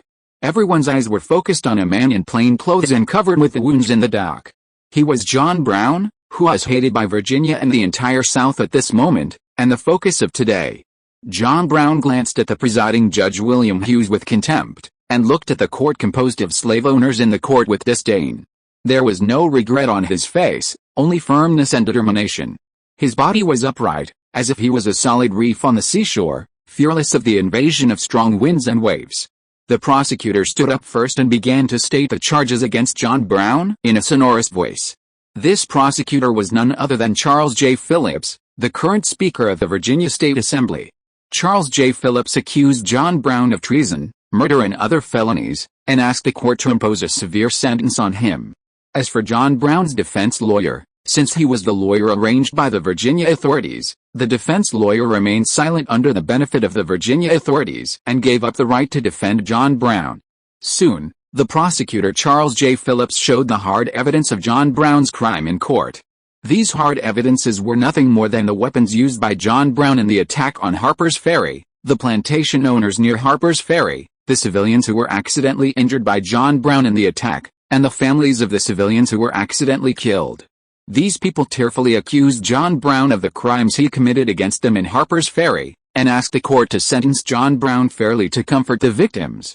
William Hughes's mouth showed a proud smile without disguising it, and his voice echoed in the court, "John Brown, you and your accomplices are now charged with treason, murder, kidnapping, disrupting public order, and attacking government facilities.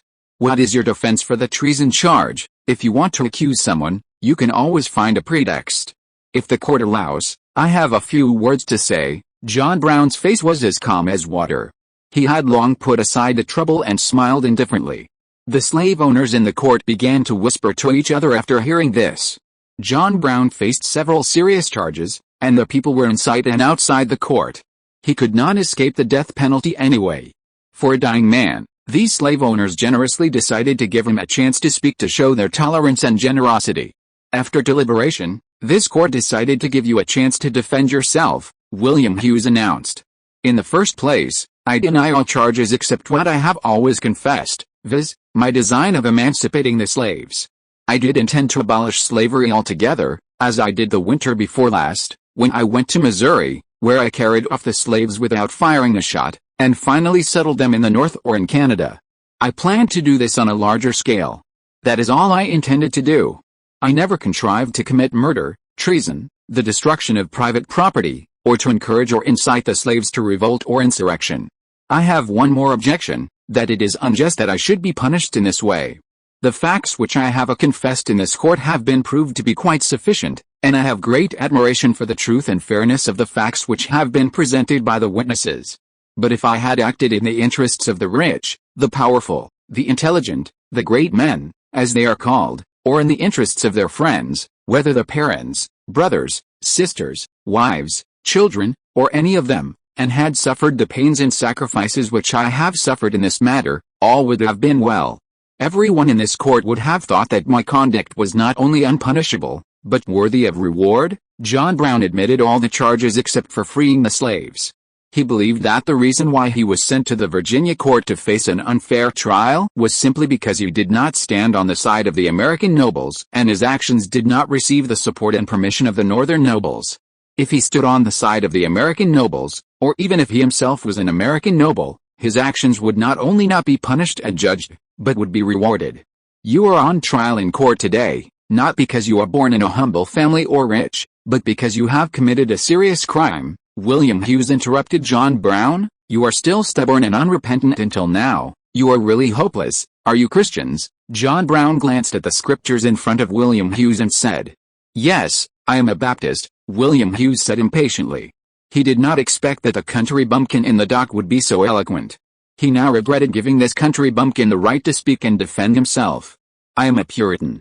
Since you are also Christians, I think this court also recognizes the validity of God's law." John Brown pointed to the scriptures in front of William Hughes and said, "I see a book here that you kissed. I think it is the Bible or at least the New Testament. I don't like reading.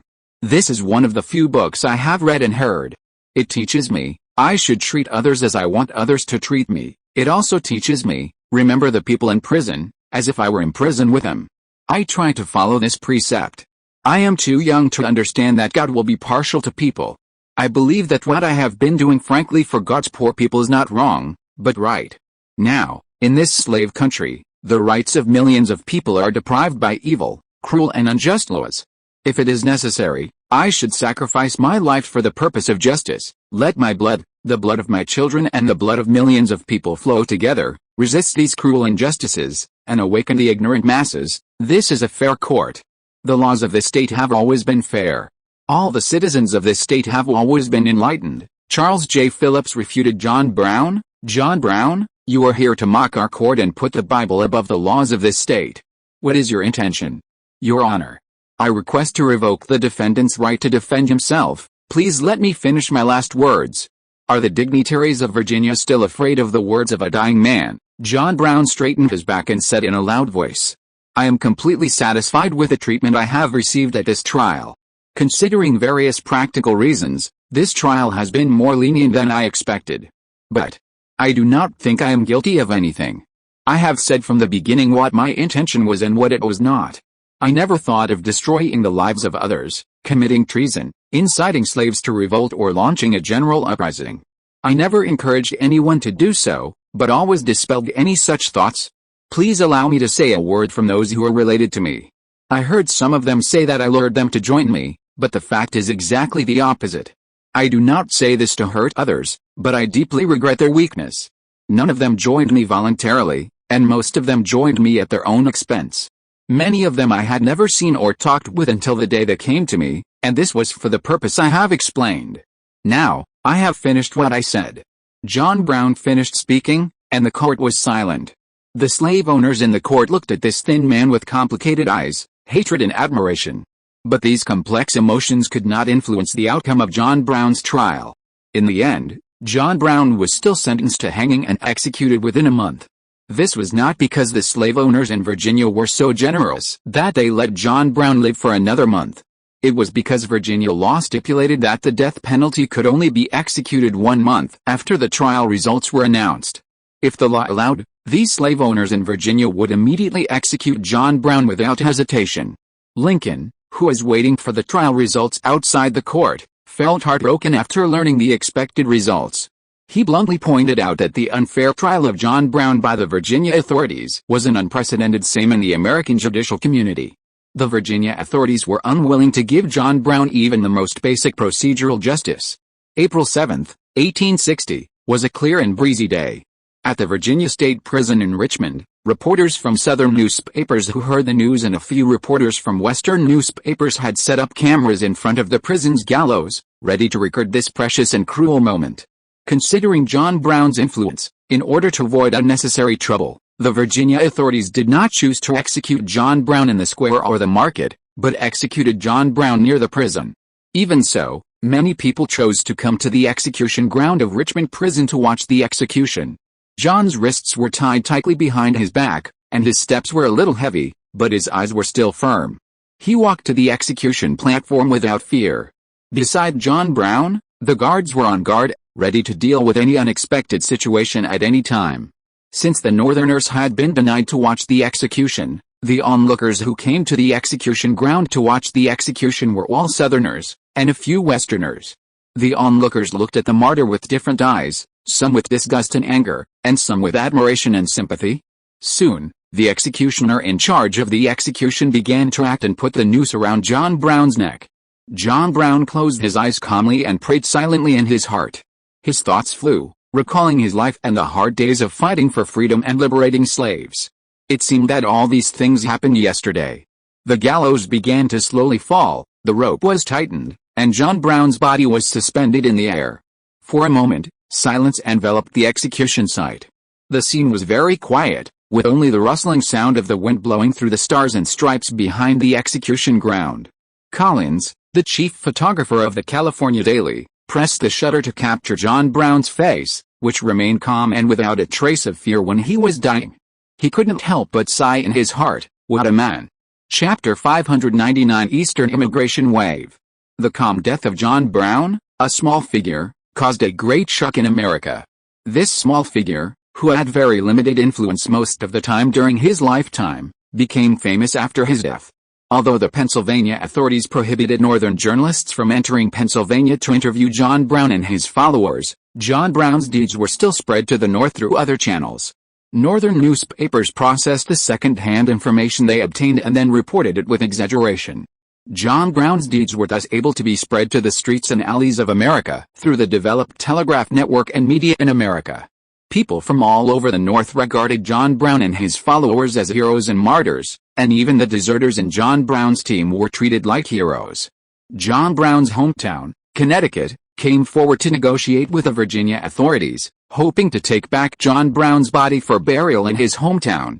Considering John Brown's current influence and propaganda role in the North, the Virginia authorities rejected Connecticut's request on the grounds that John Brown had already been buried. Even so, Connecticut held a grand funeral and memorial ceremony for John Brown without his body. Government agencies and the Parliament in Hartford, the capital of Connecticut, lowered their flags to half-mast to mourn John Brown and fired salutes for him. Even churches across the state rang bells to mourn John Brown, and the bells rang for days. Orators and politicians in Connecticut also took this opportunity to publicly and in newspapers to criticize the inhumane slavery in the South and the incompetence of the Buchanan government.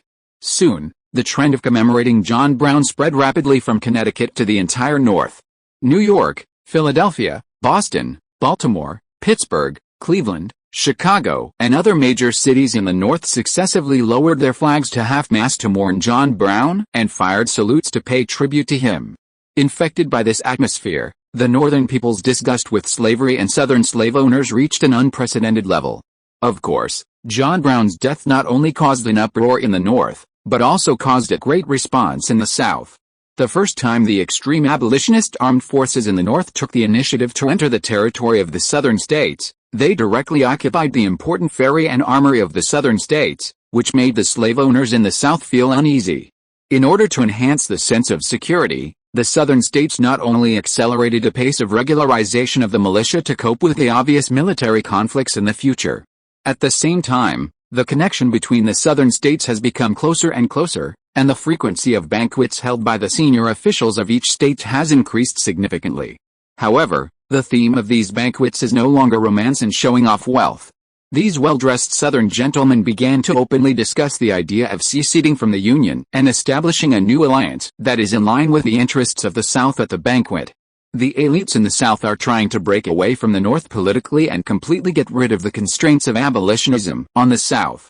John Brown's deeds were also spread to the West through the developed modern telegraph network, but in the West, John Brown's deeds had a very limited impact. Firstly, it was because the distance between the West and the South was long and the ordinary people in the West had never even set foot in the South. They had no direct contact with a knowledge of the slavery system and slaves in the South.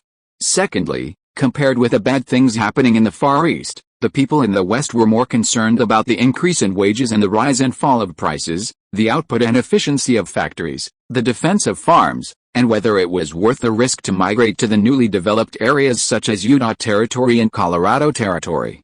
These issues were closely related to their daily lives. The duck knows when the water in the river warms in spring. The biggest impact of the John Brown incident on the West was that after this incident, most of the Eastern bourgeoisie, especially the elite class, began to realize that the risk of war between the North and the South was extremely high. Many elites in the East began to flee in order to avoid risks. These people either moved their families or let some family members move. There are two main destinations for these Eastern elites to migrate. One is the European countries across the Atlantic Ocean, where their ancestral home is. The other is the Western region. Since the Western region belongs to the United States, the West has always implemented a very generous immigration policy for technical workers and the bourgeoisie in the East. In addition, the Corwin family from Ohio was treated as a guest of honor by the locals soon after they immigrated to California, and the invitation to serve as the Secretary of State of California also made the elites in the East see hope after immigrating to the West. Therefore, after weighing the pros and cons, most of the Eastern elites decided to move to the West. After all, their ancestors were the losers and abandoned children of the European continent, and the high-ranking Europeans always looked down on the Americans of the former colonies. Returning to Europe, they not only have to face the problem of unfamiliarity with the place, but also the risk of class slippage. On the other hand, going to the West not only does not have the risk of class slippage, but also has the possibility of class leap. Liang Zhao was naturally very happy about the sudden increase in the wave of immigrants from the East. Those who can afford the expensive train tickets to the West are basically the Eastern elites above the middle class. These people all come to the West with capital, and can directly create wealth and jobs for the West in a short period of time, without him having to worry about the resettlement of immigrants. Such high-quality immigrants are exactly what the West wants. The West is no longer the West of 10 years ago. The Chinese are now the absolute dominant ethnic group in the West.